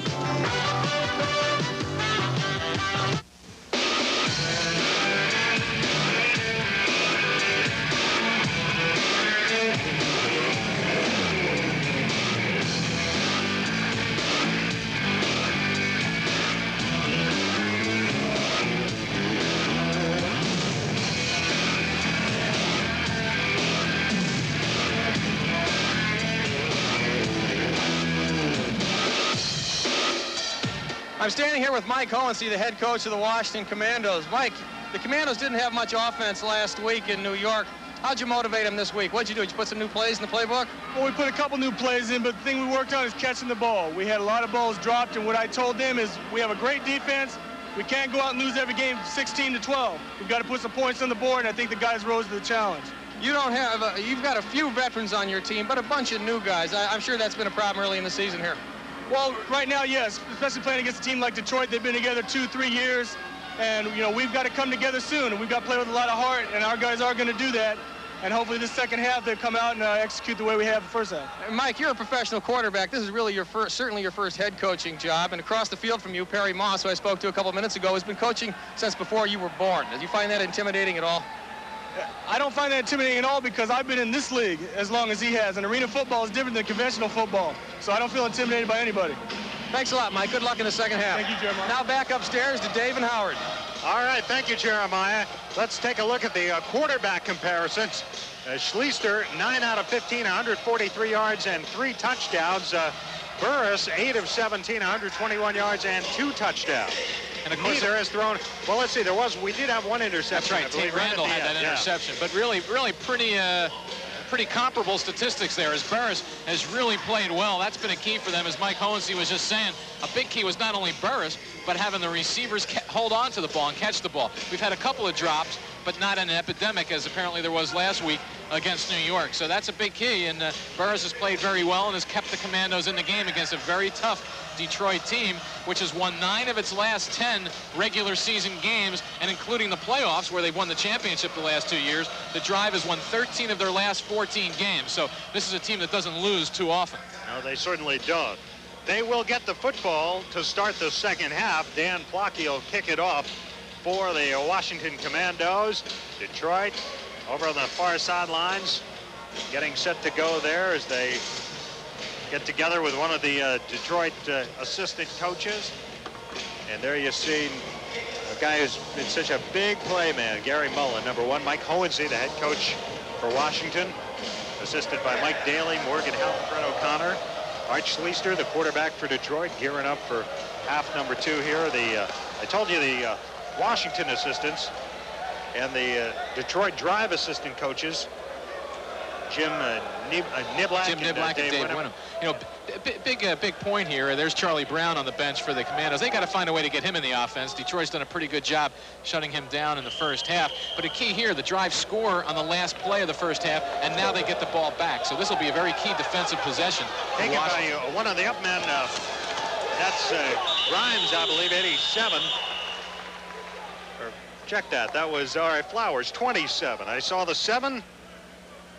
And he is up with the football at about the 15-yard line. So Detroit will begin the second half with an 8-point lead. Again, the main receivers in there, Gary Mullen to the right, Flowers split left. Flowers had a very good first half catching the ball. He certainly did. Caught that big touchdown on the final play of the first half. Here's the give to Bradford. Bradford pulls his way forward, and now we may see Detroit really try to put that running game into full motion. Yeah, we saw they only had 4 yards rushing in the first half, which is very uncharacteristic of them. But yeah, they were outgained, as a matter of fact, by Washington. They just didn't get that many opportunities, and being in a close game, they felt they had to pass the ball. Now with the lead, that's when you like to run the ball. And Bradford, of course, a big bruising guy, hardly ever fumbles, and that's a big key for them. And good offensive line for the Drive as well. Mullen is split wide to the near side this time. Second down. Schleister lets it go. Incomplete. Battle downfield for the football. Steve Griffin was down there, and also 26, Russell Hairston for the Washington Commandos defensively. Griffin was open for one brief moment, and then Hairston came over and made a good defensive play. As Schleister had good protection. Here's the pass. Good defensive play by Hairston coming over the top. Almost an interception there, but just didn't have real good position. Washington allowed only 93 passing yards against New York last week. One touchdown pass. Schleister's passed for 3 here tonight. Flag is down.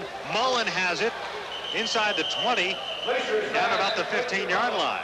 And also a flag in the offensive backfield as well. So it looked like the back judge might have thrown some on an illegal blitz or that linebacker being too deep. Here's the replay. A nice pass and catch and a run. Nice run by Gary Mullen after the catch, but we'll see what the officials decide to do here, and perhaps 2 penalties. Well, now it looks like we have a legal procedure on Washington. That's declined. And a first down for Detroit. So the ball is out to the 16-yard line of Washington. Detroit suddenly in great position here to add to that lead.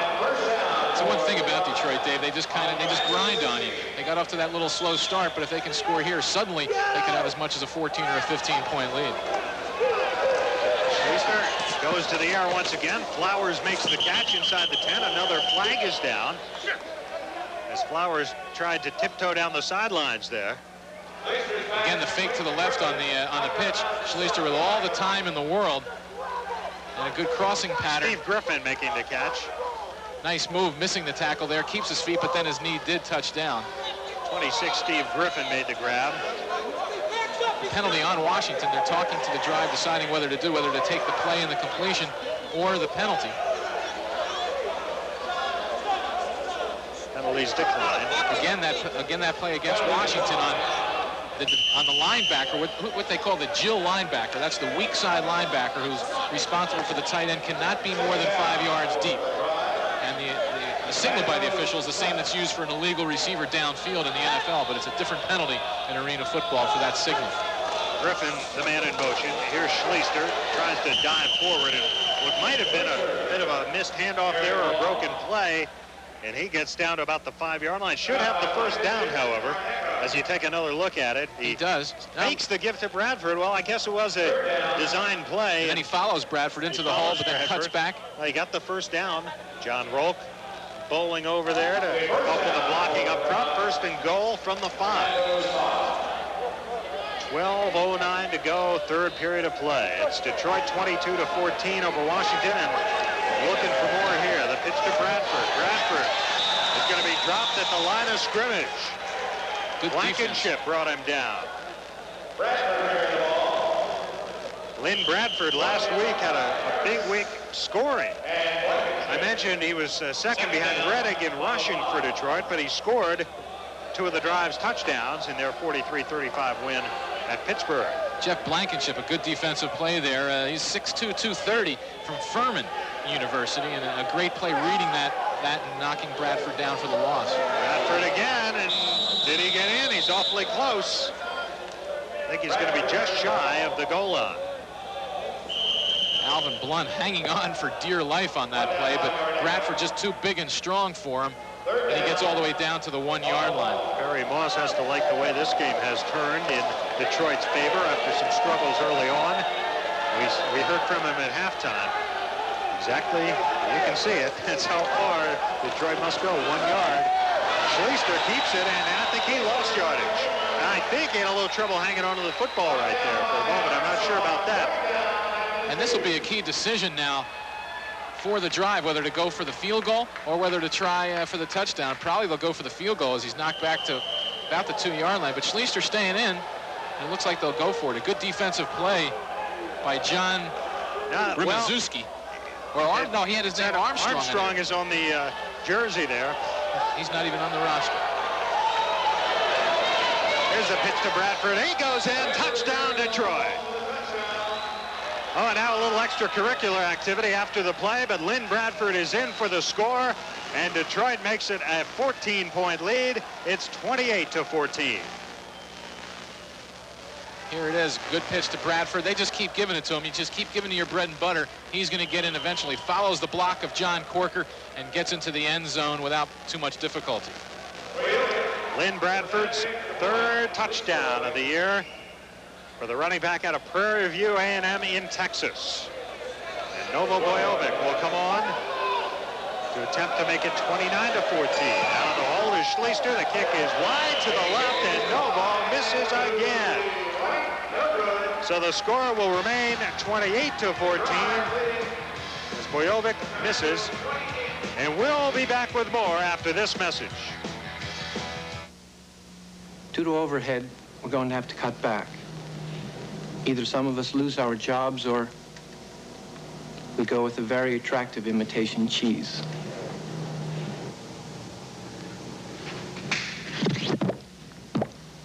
Hey, man. What is that? It's cheese! We never have to cut back at Little Caesars. We always give you 2 great top-quality pizzas. Pizza, pizza. For 1 low price.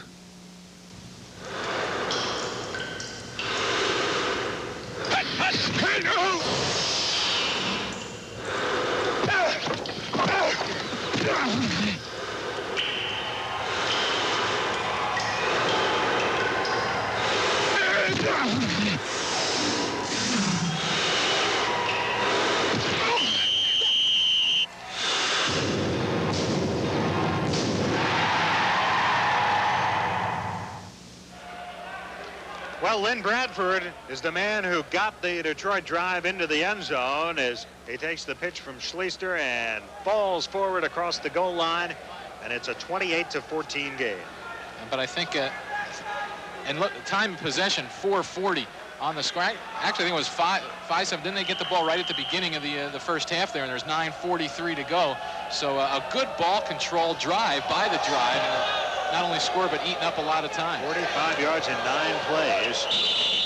And a nice kickoff by Bojovic, who missed the point after, and he has missed 2 point-after touchdowns tonight. So he's had some problem in that department. Novo looks like he's walking a little gingerly down there. I don't think Coach Perry Moss wants to hear any excuses from Novo. No, I wouldn't think so. 9:31 to go. Detroit starting to pull away. Washington with a very important drive here. Tony Burris has it complete, and Hairston makes the grab across the 10-yard line and goes down immediately. William McClay over there along with Robert Banks. And look at the defensive pursuit by the drive on that. Russell Hairston catches the ball, makes a couple of moves, and before he knows it, he's got 4 players from Detroit right on him. So just a great defensive team, this Detroit team is, and they just come after you, and every player is going for the ball on every play.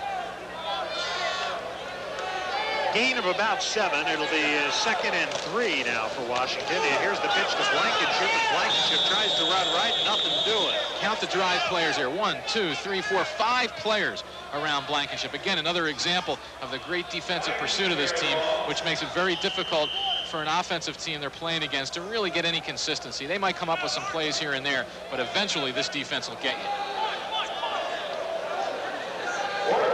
Washington next week taking to the road to play at Pittsburgh on Friday, while Detroit will be at home against Denver as we move into week 3 of Arena Ball 1990.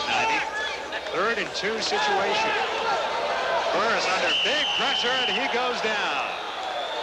Making the hit, the sack, William Harris for the Detroit drive, and you'll take a look as William Harris leads the charge. A great spin move there. Gets him by Jeff Garnica, the center, and Harris is able to come in almost untouched on Burris and drop him for the sack. Again, the drive defensive line just too big and strong and is wearing down this Washington offensive line, which played very well in the first half and came out with a lot of emotion. But right now, I think a little bit of reality is setting in. Here's a tremendously long field goal. This is going to be about 60 yards. It's blocked. The ball in the end zone. It's picked up by one of the Washington players. I believe that was the holder, Burris, who came up with it. It's a safety for Detroit. Looked like William McClay. Was it the guy? Or Burris came up with a loose ball. Let's see if we can pick up who did get the block on it. But in any event, Flocky never had a chance of getting that ball away, it wouldn't appear. And he made a pretty good play coming out of there. Here's a good snap. Just a low kick. Looked like number 20 was in on there. And Burris made a good job recovering it. May have prevented a Detroit touchdown there. He came up with it and took the safety. So it turned out to be a 2-point play instead of a 6-point play for Detroit. Tate Randall looks like the guy who broke through, and a good move coming up over the middle. Actually jumped over a player and came in and got credit. He nearly recovered the ball, too. So the blocked field goal, Tony Burris tackled in the end zone. It's a safety, and it's 30-14 now. And Detroit continues to pull away. Here's the kickoff. Banks coming out with it. And he's hit at the 5-yard line. Good tackle by Armstrong. Good pursuit on the play.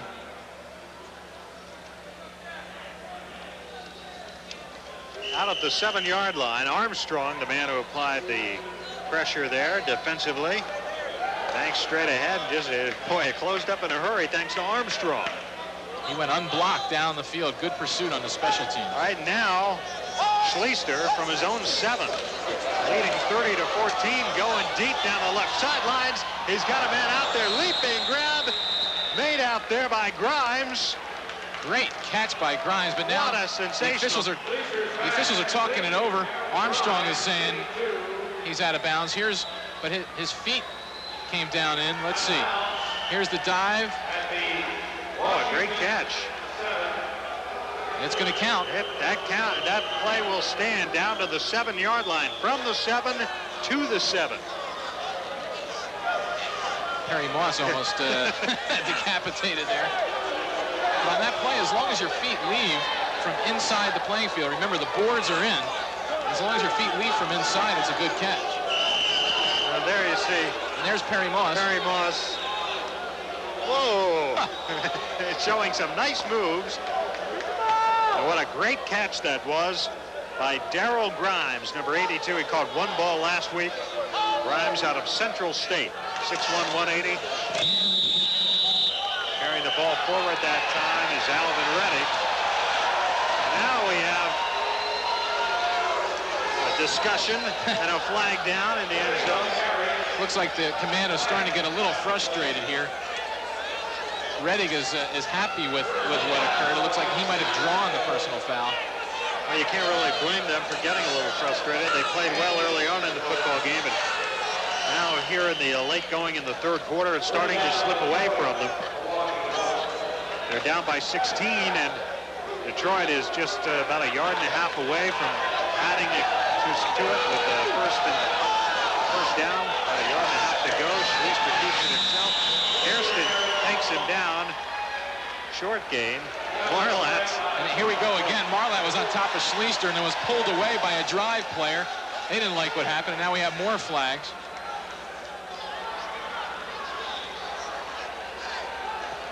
That's Marlatt, Andrew Marlatt. Number 89 out of Miami of Ohio for Washington. Personal foul against the Commandos is the call. So penalties are hurting Mike Hohensy's team right now. They're trying to hang in there down by 16, but now Detroit's just about a yard and an inch away. Redding is the setback. He'll take it.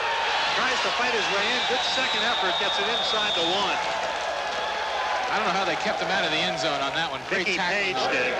Number 32 doing a nice job. Coming up from the linebacker. Page like a little bowling ball. 5'11", 236. Reminds me a little of Sam Mills, a linebacker of the New Orleans Saints. A guy that in that size situation where they say, hey, you're not big enough, but it doesn't matter how tall you are, it's whether you can play the game or not. Third down. Here's the give, and Redding leaps into the end zone for the touchdown. And that makes it 36-14. For Alvin Redding, the score, his second touchdown of the season, and it's all Detroit here in the third quarter. Coming up on 4:45 to go in the quarter. The clock runs on extra points attempt. Here it is. Redding with a good head of steam. Dives. Didn't really have to dive because he was getting in the end zone no matter what on that play. Bojovic, another attempt at a point after, and this time it's good. 37-14. Detroit pulls away here. 4:33 to go in the third period of play. We'll be back with more from Washington in just a moment.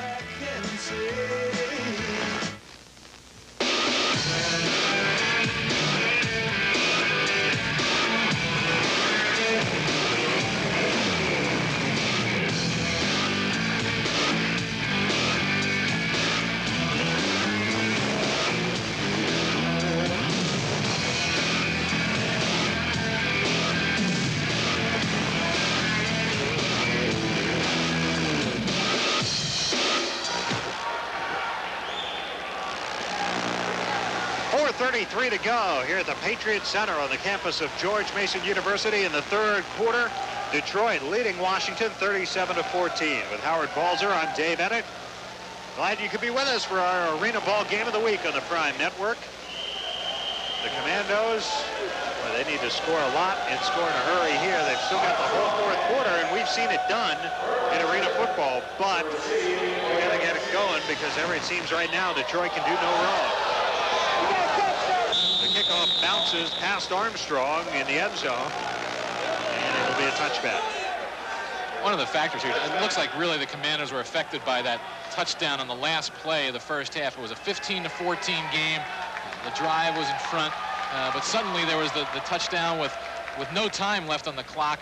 That gave Detroit a 22-14 lead at halftime. Now they've scored another 15 points in this third quarter. That's really 22 points in about 10 and a half minutes, counting that play in the last play of the drive. Ball comes out to the 20 because it went out of bounds. Harry Moss thinking it went deep instead of the side. That's exactly. It went out of bounds before one of the markers in the end zone. It went out of bounds down there. And the new quarterback, Mike Rhodes, the southpaw, in for Washington, and he is a complete to Armstrong down to the 5.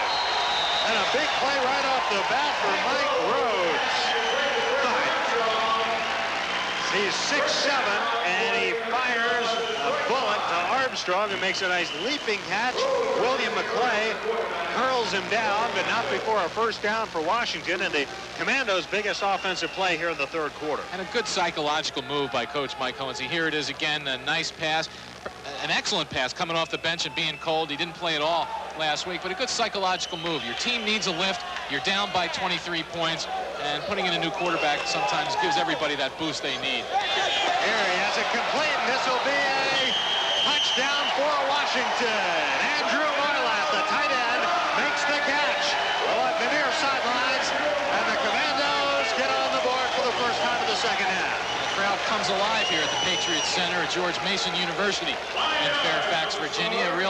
A boisterous crowd. So far, their biggest cheers have been for the halftime kicker. Now they're back into the game. Boy, and it didn't take Mike Rhodes long. 2 for 2 passing, and this one for the score to Andrew Marlatt. And William McClay comes over to apply some pressure a bit too late. Flocky will attempt the point after as we had some premature jumping on the line and the flags fly. Rhodes, a year ago, the 4th leading passer at Arena Football. He's made a splash right here. And here you see Marlatt coming right at you as McClay, Reddick comes over and applies some pressure. And there's McClay. Just knocks over the cone to get credit for the touchdown, but still good defense by Drive. Almost kept him out. Right on top of the pylon there. The point after attempt is blocked by Flocky. It's picked up, can't be advanced. So the score will remain 37-20 with 2:38 to go in the 3rd quarter. Washington pulls within 17, and we'll be back in just a moment. All you gotta do is trust. Don't I get 2 pizzas for the price of 1? Don't think of it as 1 pizza. Think of it as 1 pizza and 1 box. What am I going to do with a box? Ever hear of origami?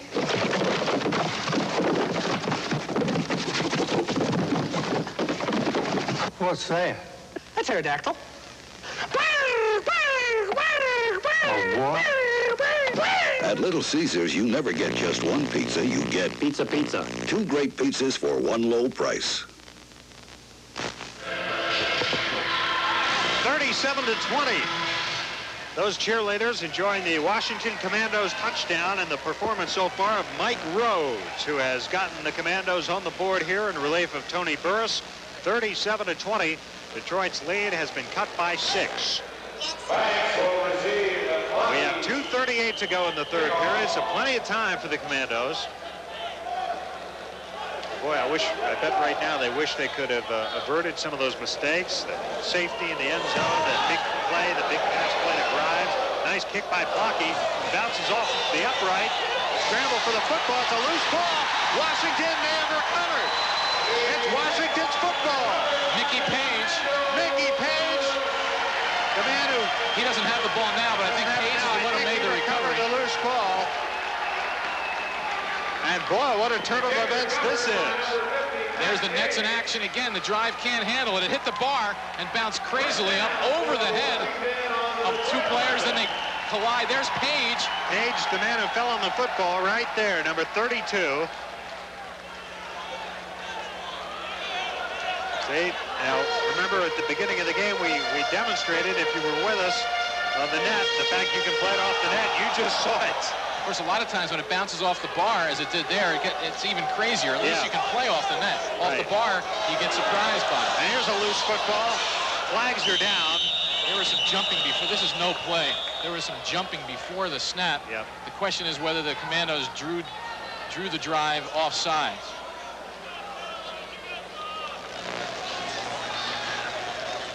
There you see the center for Washington, Pat Kane, snapping the ball to Rhodes. And of course, here you have a new quarterback's just come into the game. It is offsides on Detroit. That is William Harris, the guy who was lined up over Kane, jumped. And then a lot of other people jumped and everybody was moving, and they said Detroit was the guilty party on that one.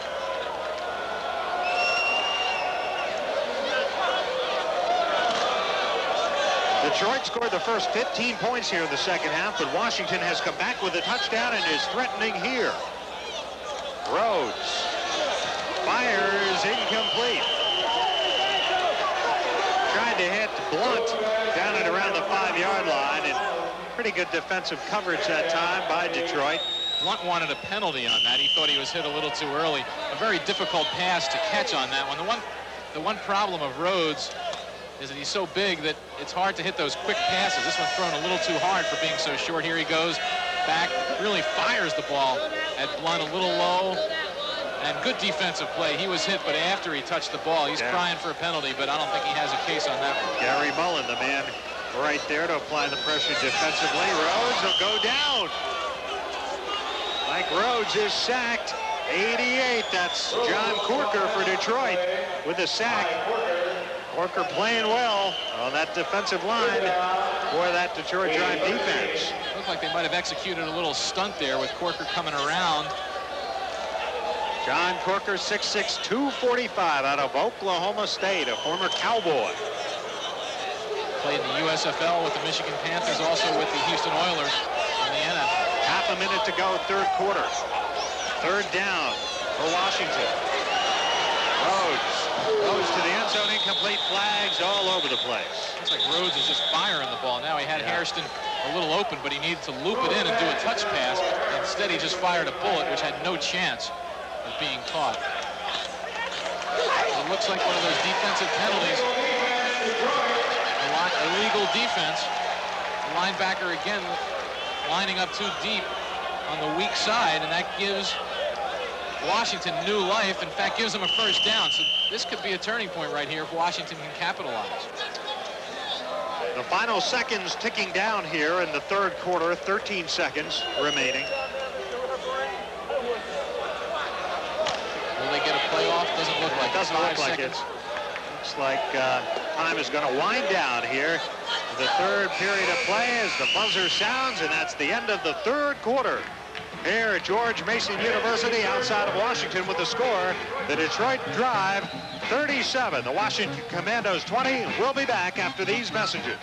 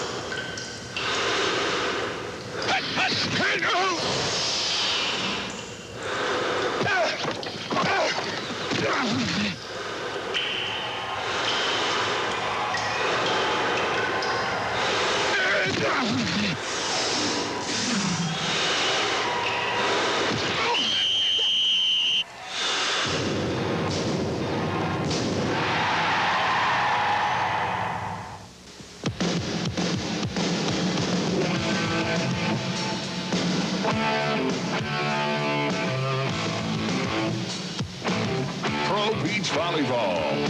Awesome.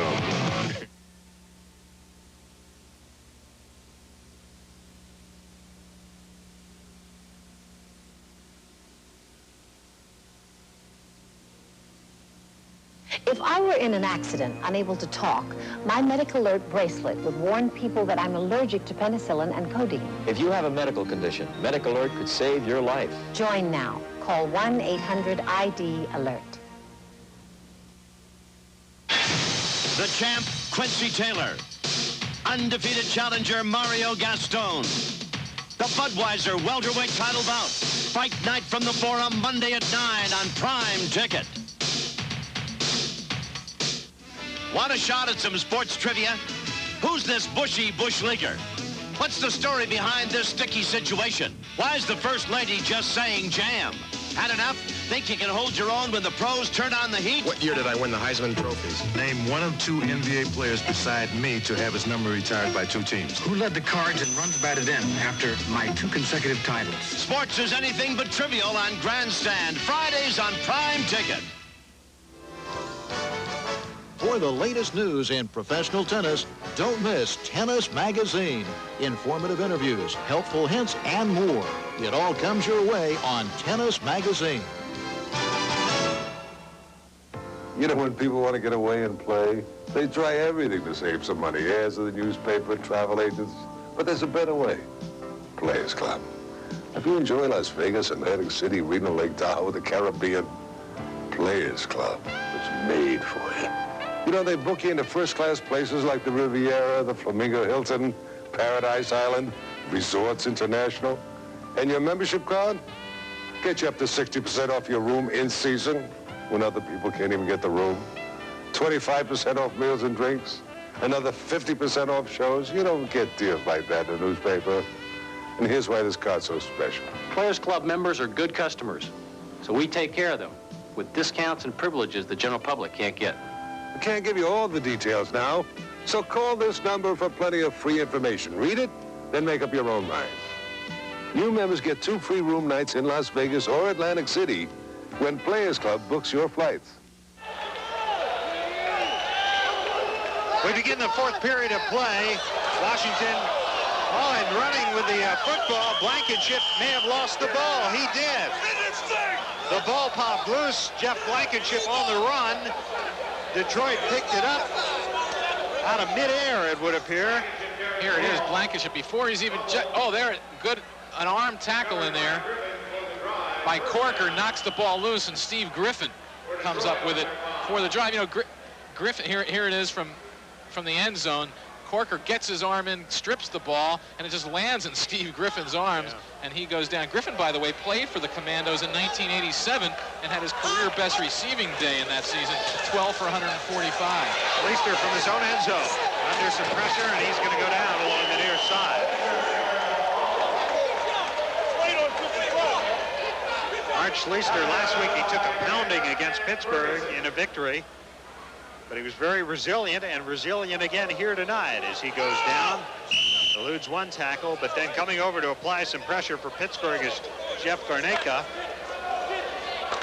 Rob Ferguson also in on that. Hey, 6'6", 270 from Wake Forest. I'm sure Schleister is still feeling that one. That's tomorrow morning. Throw. Now he's going deep. He's got a man out there. He just couldn't quite bring it in. It was Steve Griffin, the intended receiver. Good job, Russell.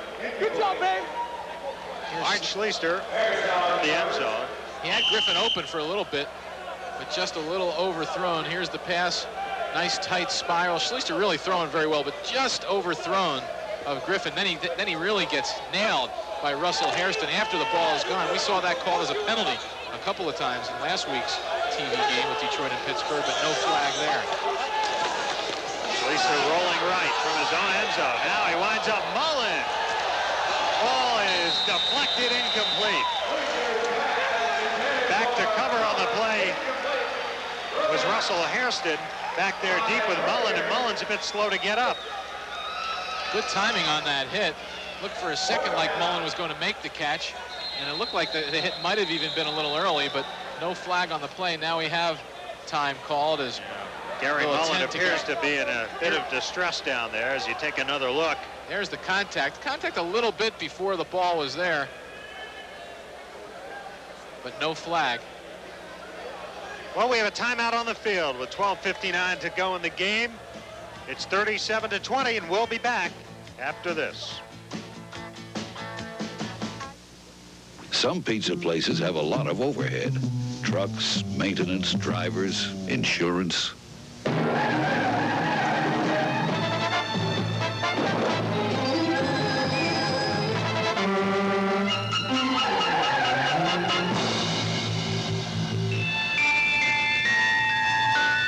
We don't have all that overhead at Little Caesars. That's how we can afford to give you 2 great pizzas. Pizza. For one low price. Gary Mullen being attended to on the field, number 1 for the Detroit drive. 37-20 our score, Detroit leading Washington. And down at the Reunion Arena in Dallas, Texas, the Dallas Texans, the expansion team, played a very exciting game last week, and they rallied to beat Denver 50-47. Tonight at halftime, Dallas is leading Pittsburgh by a score of 21-16. And even though they're an expansion team, Dave, they have Ben Bennett at quarterback, who, of course, has been very successful in arena football. And they won that game last week. They went ahead with about 2.5 minutes to go on a touchdown off a missed field goal on the return. So, again, it shows how these games can turn so very quickly. And Dallas playing very well early under the coaching tutelage of Ernie Stoutner, the former defensive coordinator of the Dallas Cowboys, and an excellent crowd in Reunion Arena last week. As well, they went home happy and were very enthusiastic. Noble Bojovic with a long field goal attempt. He's made one from 21 tonight, but this is going to be well short. I think a fan might have deflected that away from Alvin Blunt. But But in any event, the kick well short of the mark, and Washington will go on offense. But now, unlike just a few minutes ago after that turnover, they had a chance down there to maybe cut it to 10 points or even 9 if they made the 2-point conversion. Now it's a 17-point game, and we're into the 4th quarter. So a turn of events here in the opening 2.5 minutes of the 4th period of play, and Washington's going to have to start from its own 5-yard line. There's time for the Commandos, but not a lot of it. That you have to take advantage of your opportunities at this stage of the game, like we said, and that fumble by Blankenship really ended up hurting him. Mike Rhodes, 2 out of 4 so far, 30 yards and 1 touchdown. That came on his 2nd pass attempt of the night. From his own end zone, going deep for Armstrong. Intercepted by Randall. Great interception. And the official was knocked down too. An official injured on the play almost, or really shaken up. Tate Randall with a great interception. I don't think this play should have been blown dead either, because he was hit before he had control of the ball, and now the trainers have to come out and attend to the official who was knocked down on this play. But I think they prematurely blew the play dead. We'll see it on replay.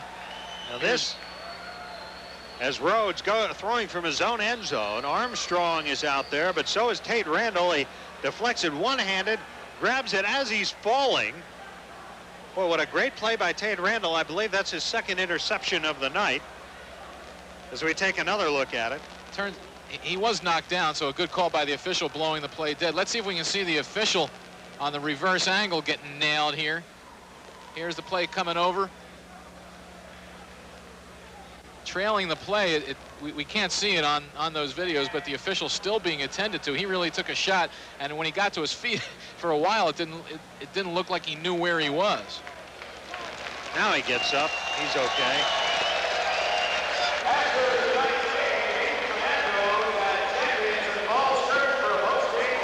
(37-20). And Detroit now has the football and a chance to add to that lead. That official, Andrew Panucci, the side judge, he wears number 44, so he looks like he's okay.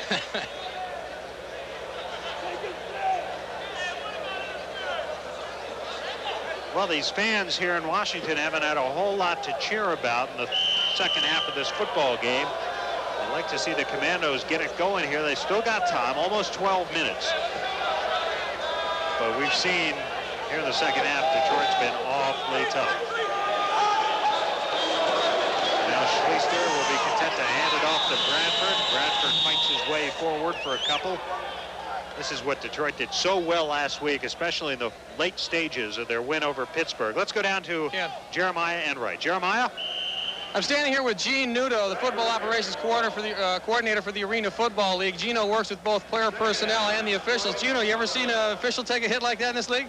And get up? No. That was a pretty tough deal for him. But we got some great officials that are doing a nice job for us. It's a tremendous ball game tonight. People are really excited about it. All right, Gino. Thank you. Listen, Gino, let me ask you, when an official takes a hit like that, you've got a substitute here in town to get out on the field. Cover it up? Yes, we do. He's sitting downstairs watching the ball game, and if a problem does occur, he's ready to go. Thanks a lot, Gino. All right, and you fellas saw the completion down there from Art Schleister down along the far sidelines. You'd think that Art Schleister and Gary Mullen have been playing together for years, the way they hook up on these big plays. A great pass. It looks like Mullen makes a tremendous catch. Pass interference called as well, but Mullen makes the catch anyway. So I'm impressed, by the way. Gary Mullen came back in after taking a hit on that previous incompletion and had to be attended to by the trainers.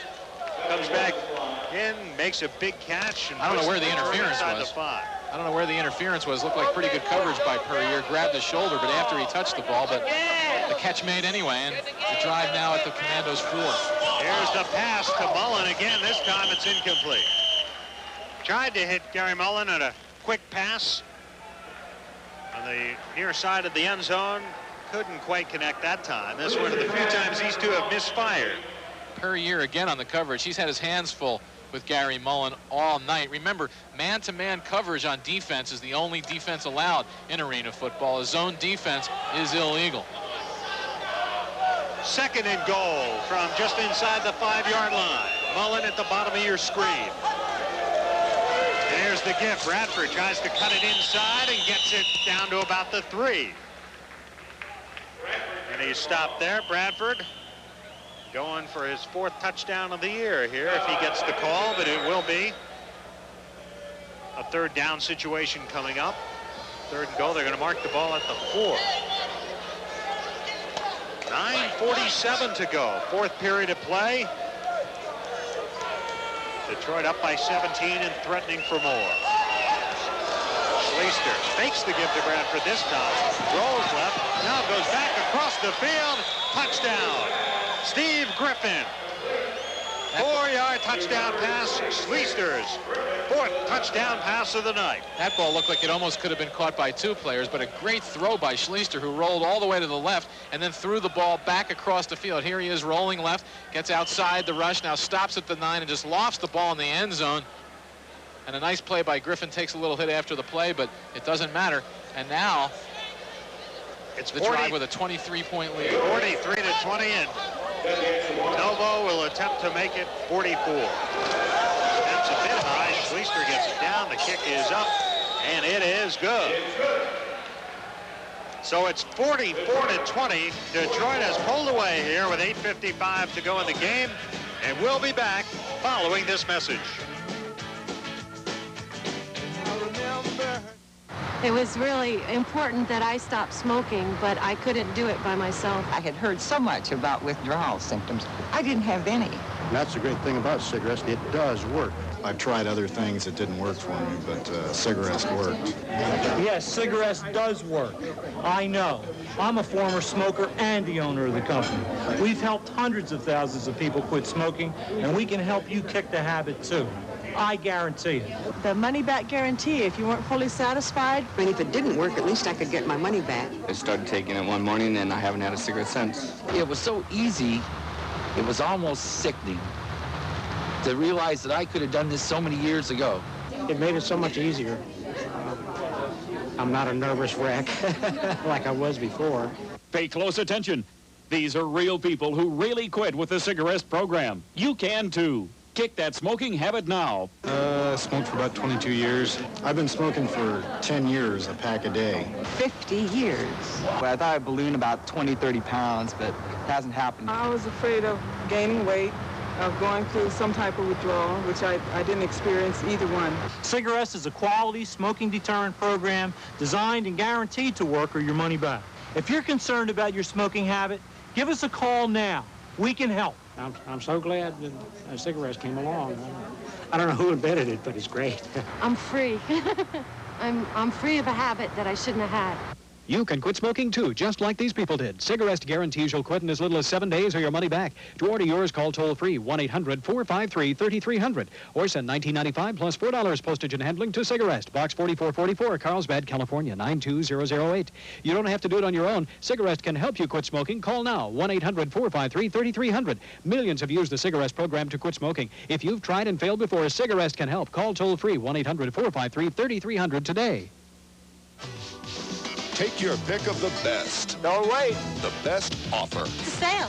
The best value. The big sale. The best of the best. Yes. Pick $1,000 cash back on the Jeep Cherokee you've always wanted. I've always wanted a Jeep Cherokee. Or now get $500 cash back on Jeep Wrangler. Wrangler! This limited time offer won't last. Hurry! See your California Jeep and Eagle dealer for the Jeep vehicle you've always wanted. Get one! If your son or daughter has a drinking problem, you may have tried it all. And when you think there's nothing else you can do, there is. With the National Council on Alcoholism and Drug Dependence, get through to us and we'll help you get through to them. Just don't give up.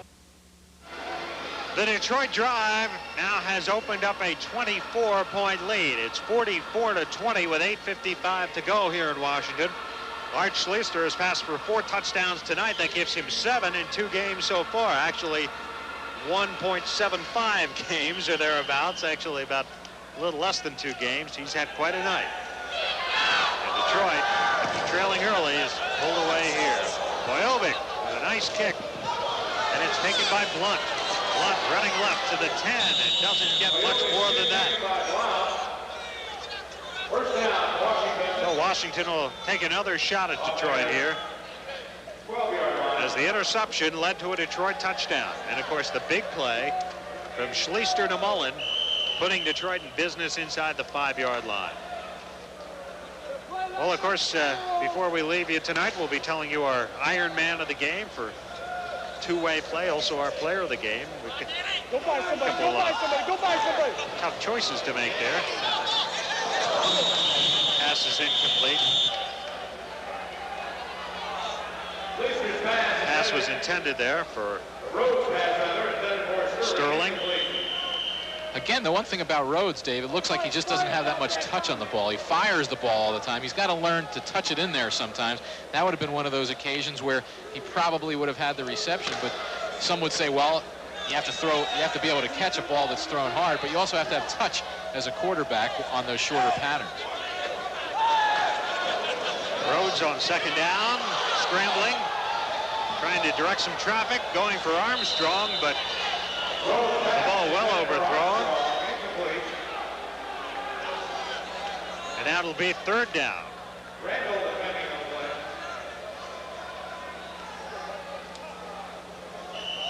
.7:34 to go. We gave you that halftime score a moment ago from Dallas, where the Texans leading the Gladiators 21-16 at the half. The Detroit Drive will be getting a look at Denver next week. Pass is incomplete once again. Sterling, the intended receiver, 27. And we'll get our first look at Dallas next week on the Prime Network. Ben Bennett, a quarterback for Dallas. And the Firebirds this week signed Kyle Mackey, a quarterback who was with the New York Jets last year, but was released in the offseason. So the league getting a lot of quality quarterbacks, and that's obviously the key of any league's success. Dallas at New York. Our game next week will be at the Knickerbocker Arena in Albany, New York. The shadow of the state capital. We'll be looking forward to visiting the Capital District to see the Firebirds and the Texans, the two new teams. 7:30 Eastern time next Saturday night. Right now, Flocky with a long field goal attempt. He gets some leg into it, but it's going to be short, and it drives Banks back to the end line. Looked like he had 1 foot beyond the end line, but in any event, he comes out across the 10-yard line. From the nation's capital to the state capital. And we'll take a break here. 44-20 our score. We'll be back in just a moment.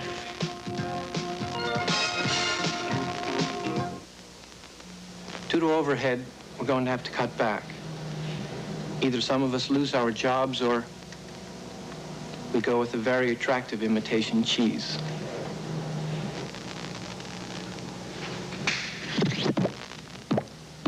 Hey, man, what is that? It's cheese! We never have to cut back at Little Caesars. We always give you 2 great top-quality pizzas. Pizza, pizza. For 1 low price. 6:18 to go here at the Patriot Center. Nice building on the campus of George Mason University. Dave Ennett, Howard Balzer with you with Arena Football, and it's 44-20, Detroit leading Washington. The Detroit Drive on the way to a 2-0 record, and Washington is going to be 0-2 heading into Pittsburgh next Friday night. Of course, the Commandos 0-4 in the short season last year, so they've got to get a victory. Schleister going deep once again. McClay out there this time, and it's a touchdown. Amazing catch. Art Schleister's 5th touchdown pass of the night. His 2nd in a span of 3 minutes. And Schleister now has passed for 8 touchdowns. Here's the pass. It doesn't look like McClay has a shot at this ball, but he leaps, somehow gets it in, brings it in. Good coverage by Rob Sterling, but couldn't keep McClay from making that reception for the touchdown. And it's 50-20, and Bojovic to make it 51. The snap, the kick is up. It is no good. Wide to the right. He missed it. Bojovic, the point after, is no good. As you take another look at the touchdown.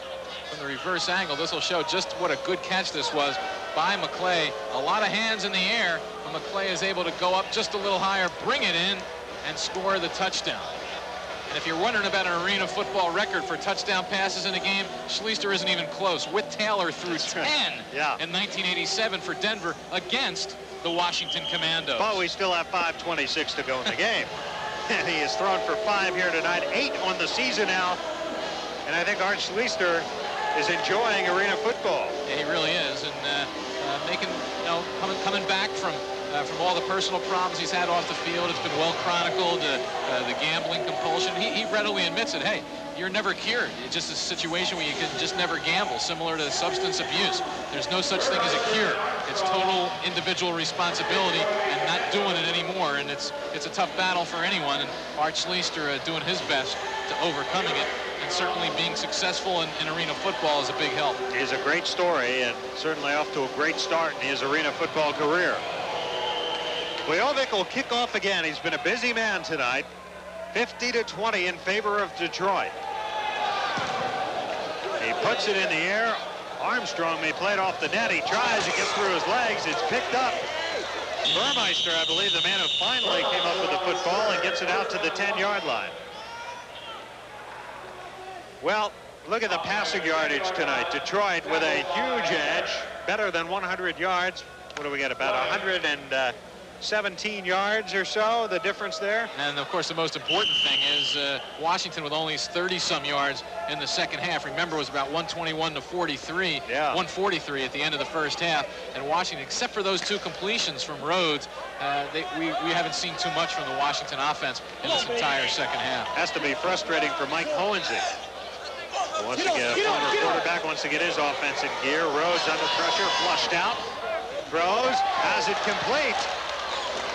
Rob Sterling out to midfield, the 25, but there's a flag back downfield. And we got an indication of face mask against Washington. Well, we'll see. They're going to call it back. The only thing we can think of is in the blocking that maybe one of the offensive players got their hand up into the face mask of maybe Alvin Reddick or one of the Detroit Drive players who are putting a rush on. Art Schleister, 5 touchdown passes tonight for the quarterback. And he is our Little Caesars player of the game. No doubt about that one, really. The way they played in the second half, they were leading 22-14 at halftime and outscored Washington 28-6 in the second half. Rhodes fires to Armstrong. Another flag is down. Out across the 20 goes Armstrong. And we got I think we'll have an illegal defense once again. An illegal rush against Detroit this time. And again, as the blitzing player, only the strong side linebacker is allowed to blitz. That's the guy who lines up over the left side of the Washington offensive line. You can't be lined up wider than the offensive line. Plus, you can't start your blitz from less than 2 yards from the line of scrimmage. You can't be up on the line. So the ball will come out to the 20 now.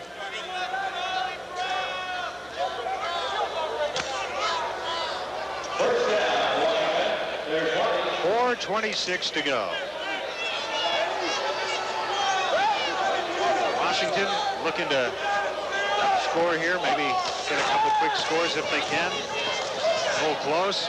Firing incomplete that time for Sterling is Mike Rhodes.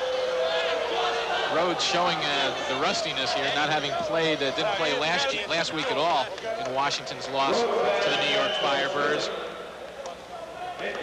He had Rob Sterling open, but the pass underthrown and at Sterling's feet, never had a chance really to catch that one. So a second down coming up from the 20-yard line.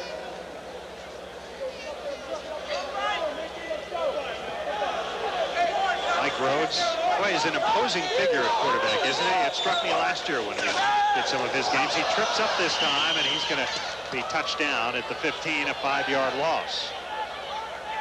Rhodes not pleased with himself on that play. He's pointing at the turf there where it's just a little bit apart there. Whether that had anything to do with the reason he fell or not, but Rhodes falls, and that puts Washington in deeper trouble here. It'll be about 3rd and 14. approaching 3 minutes to go in the game. Rhodes, this time he gets it away, and it's incomplete. He tried to hit Armstrong at the 20-yard line of Detroit. The pass was incomplete. It's a 4th down situation coming up here for Washington. Here comes Plocky onto the field. They'll try it. Unless they fake it, they'll try a long field goal. Some might say, hey, why not go for the touchdown? You're so far behind. But at this point, it might be just, hey, get the ball out of trouble. We don't want to give Detroit any more easy points, which if you're not successful here, Detroit gets the ball in good field position. Out of the hold of Rhodes, it's blocked. The kick is blocked. It's loose in the end zone. Flint Fleming closed in on the football, but couldn't keep it from going out of the end zone. It'll be a safety. And that makes it 52-20, the second safety of the night for Detroit, much the same way. 2:16 to go. 52-20. We'll be back in just a moment.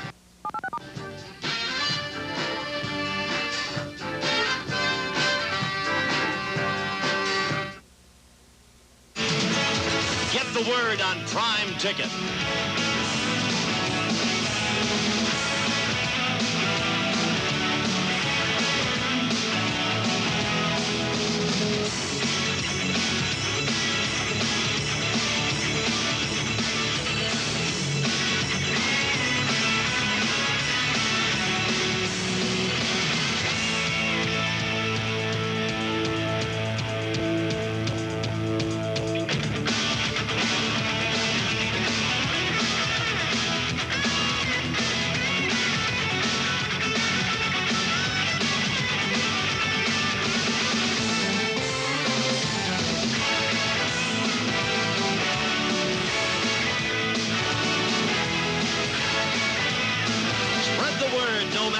The sport. For the best seat in the house, turn to the best in the West.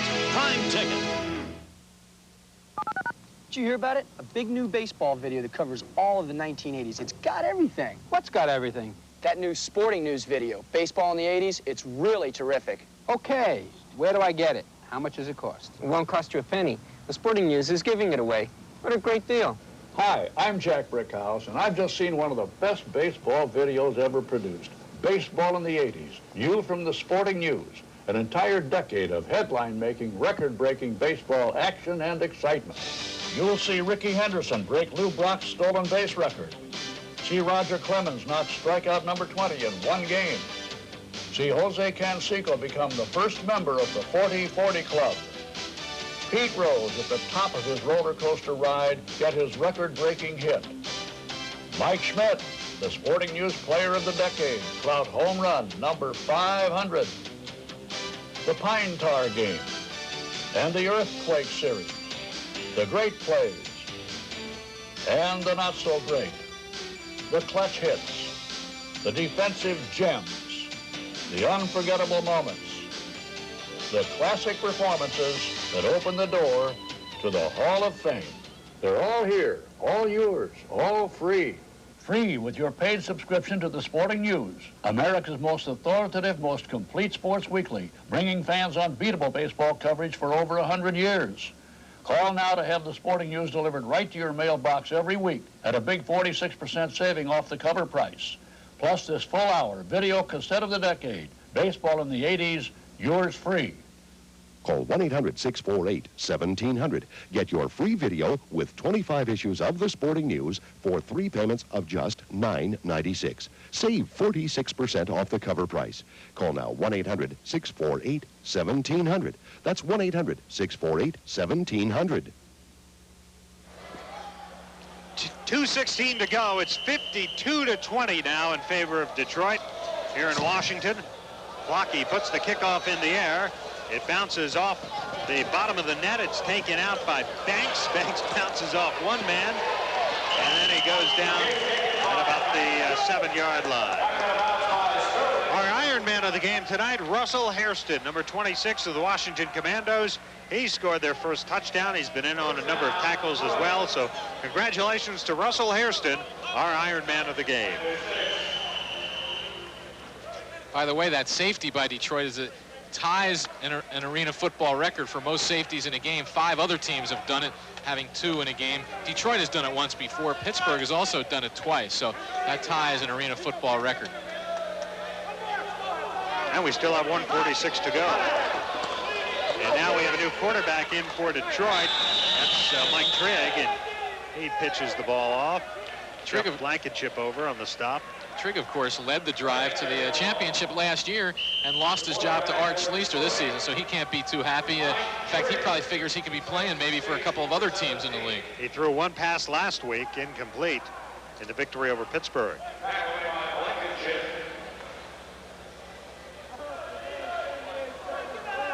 Second down.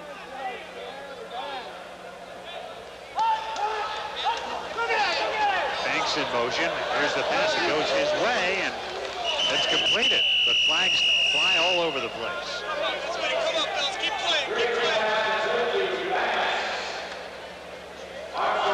Well, don't forget, next week we'll be in Albany, New York. Our next telecast on Prime Network, the Dallas Texans against the New York Firebirds in Albany, New York, next Saturday night, June 23rd, 7:30 Eastern Time. Check your local listings. If you're in the Albany area, we hope that you'll come out and see arena football. The New York Firebirds playing very impressively in their opener over Washington, losing it sounds like it was something of a wild game the other night, 38-20 to Denver on Thursday night. Now they're back home to take on the Dallas Texans next Saturday night. We'll be there. Looking forward to that one. Penalty on Detroit on that last play. Offsides.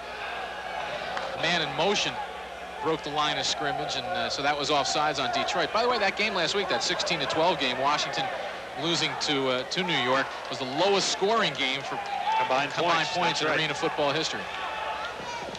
Defense as the pass goes incomplete. Darryl Grimes couldn't hang on at about the 15. Grimes broke that cardinal rule of a receiver: don't run until you catch the ball. He was already looking upfield, and the ball just bounced off his shoulder pads. But I'll tell you what, then run. Darryl Grimes made as fine a catch tonight as you will see, and that set up a Detroit touchdown really when the drive needed one before the verdict of this game had been sealed. We're inside of a minute, 55 seconds to go now.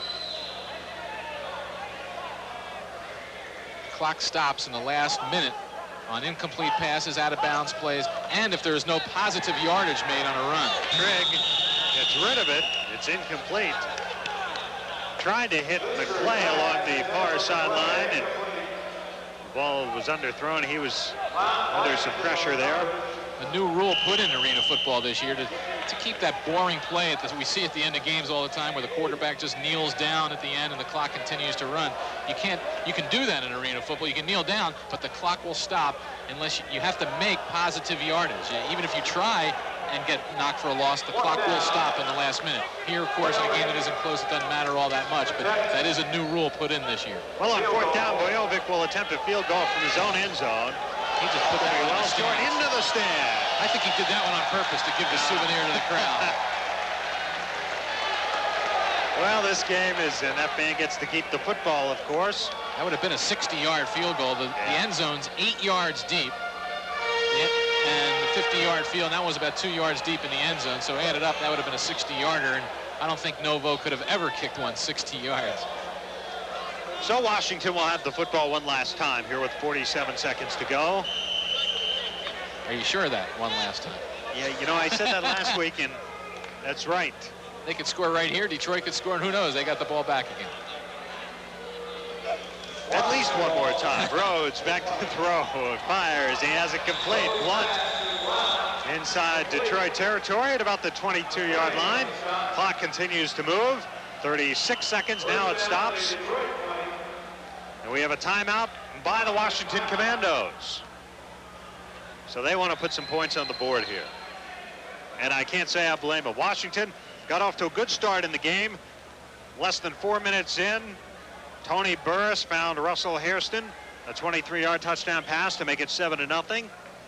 Perry Moss, the coach of the drive, looking on. But Art Schleister came right back, throwing to James Flowers.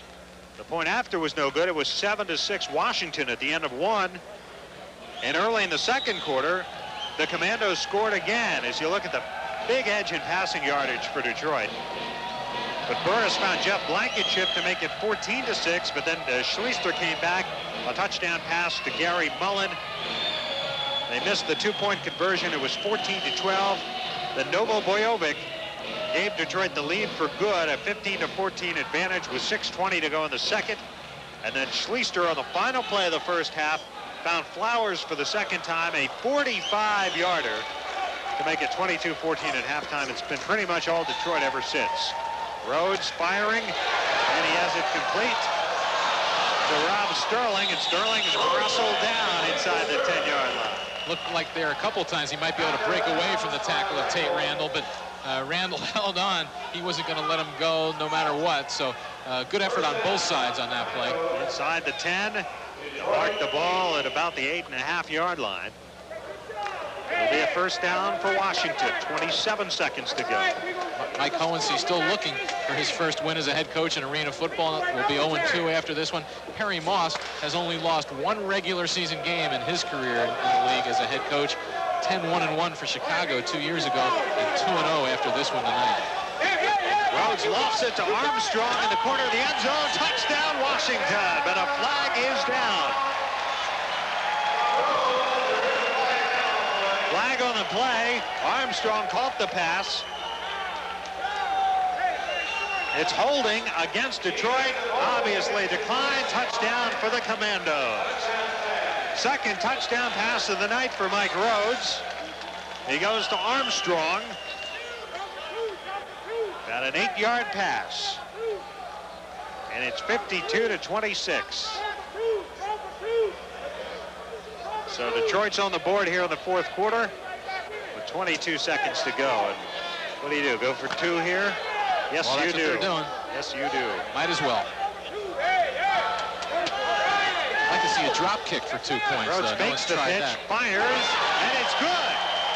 The 2-point conversion is good. Jeff Blankenship on the receiving end of the 2-point conversion, and it's 52-28. So nice drive there by Washington. Too little, too late for them, but still a good effort. Now we'll see if maybe the Commandos try an onside kick. I don't know. You can do that, of course, in arena football, just like the regular NFL, or maybe just try to get a crazy bounce off the net. But of course, that's. I mean, you're not.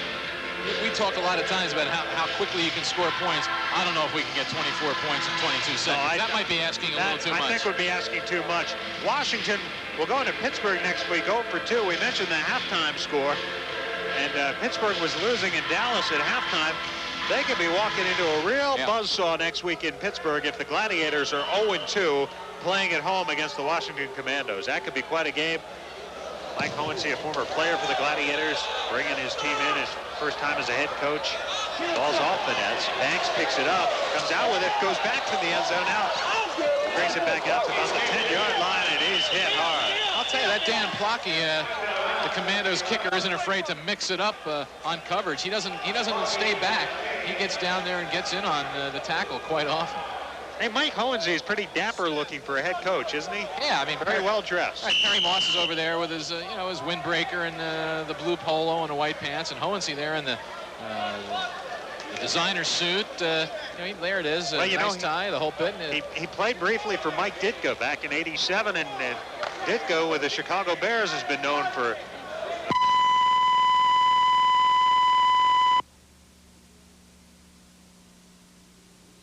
I'm Bob Knoll. My official title is head of auto testing for Consumer Reports magazine, but I really work for you.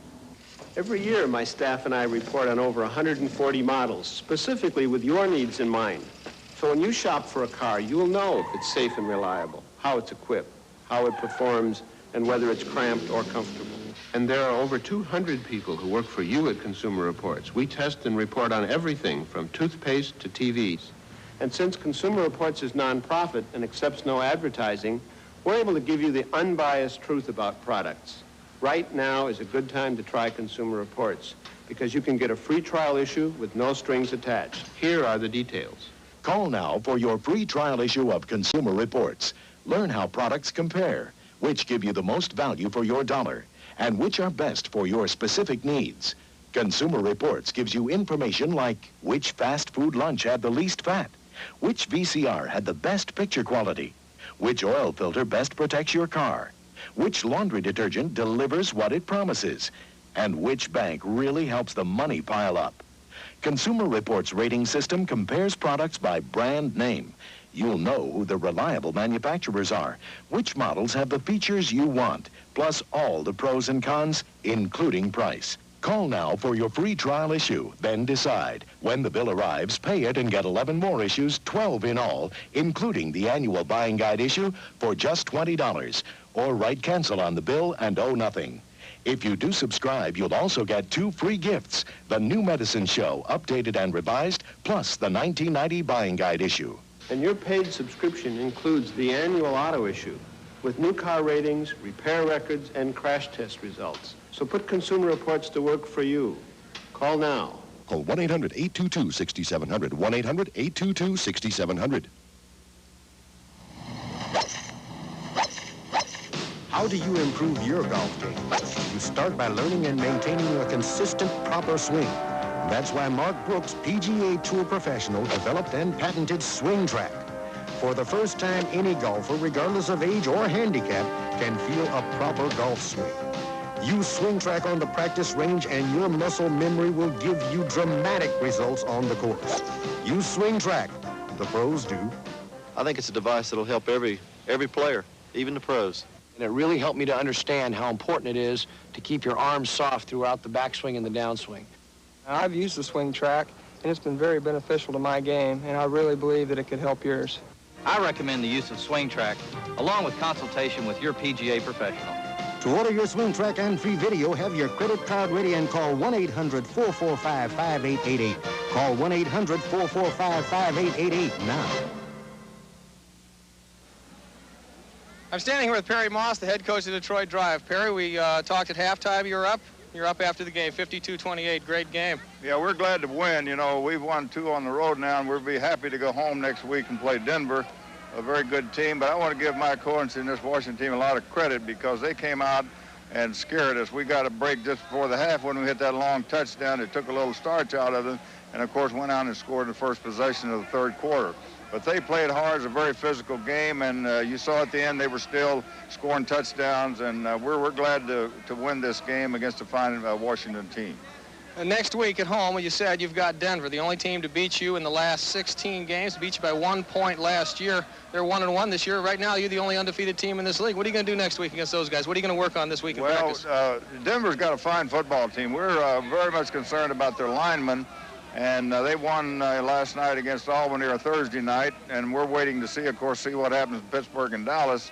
And but I think it's a great league. I think Washington's going to win some games. They haven't yet, but I think everybody's going to win some games. On any given night, I think any one team can beat any other team. Well, I don't know, Perry. Your team's awfully good. I mean, you got Art Sleeves to throw on that ball. You got great hands in your receivers. Your defense, great pursuit. Gang tackling. What's the weakest spot on your team? Is there one? Well, I don't know. The only thing I know, they've got good work habits. They practice well, and when we meet, we got good attention. Of course, these guys are used to winning. They've won the championship for 2 years in a row now, and that's a good ingredients to have. But I know they work hard, and we've been fortunate so far. I don't think we got anybody hurt. We've stayed healthy. Yeah, next week's your home opener against Denver and Detroit. Good luck, Perry. Yeah, thank you. Okay. All right, thank you very much, Jeremiah, and the head coach of the Detroit Drive, Perry Moss. 52-28 the final. And Howard Balzer, I'll tell you one thing, I don't see many weaknesses in this Detroit Drive team, so I can't blame Perry for having a tough time coming up with one. I know, that's right. They don't have many weaknesses, and tonight they got off to the slow start. They were probably a little surprised by the way Washington played. Burris, I don't think they had much respect for the quarterback Tony Burris coming in, and they came back with a great second half. All right, our final 52-28 for Howard Balzer. I'm Dave Ennett. Thanks for being with us for Arena Football 1990.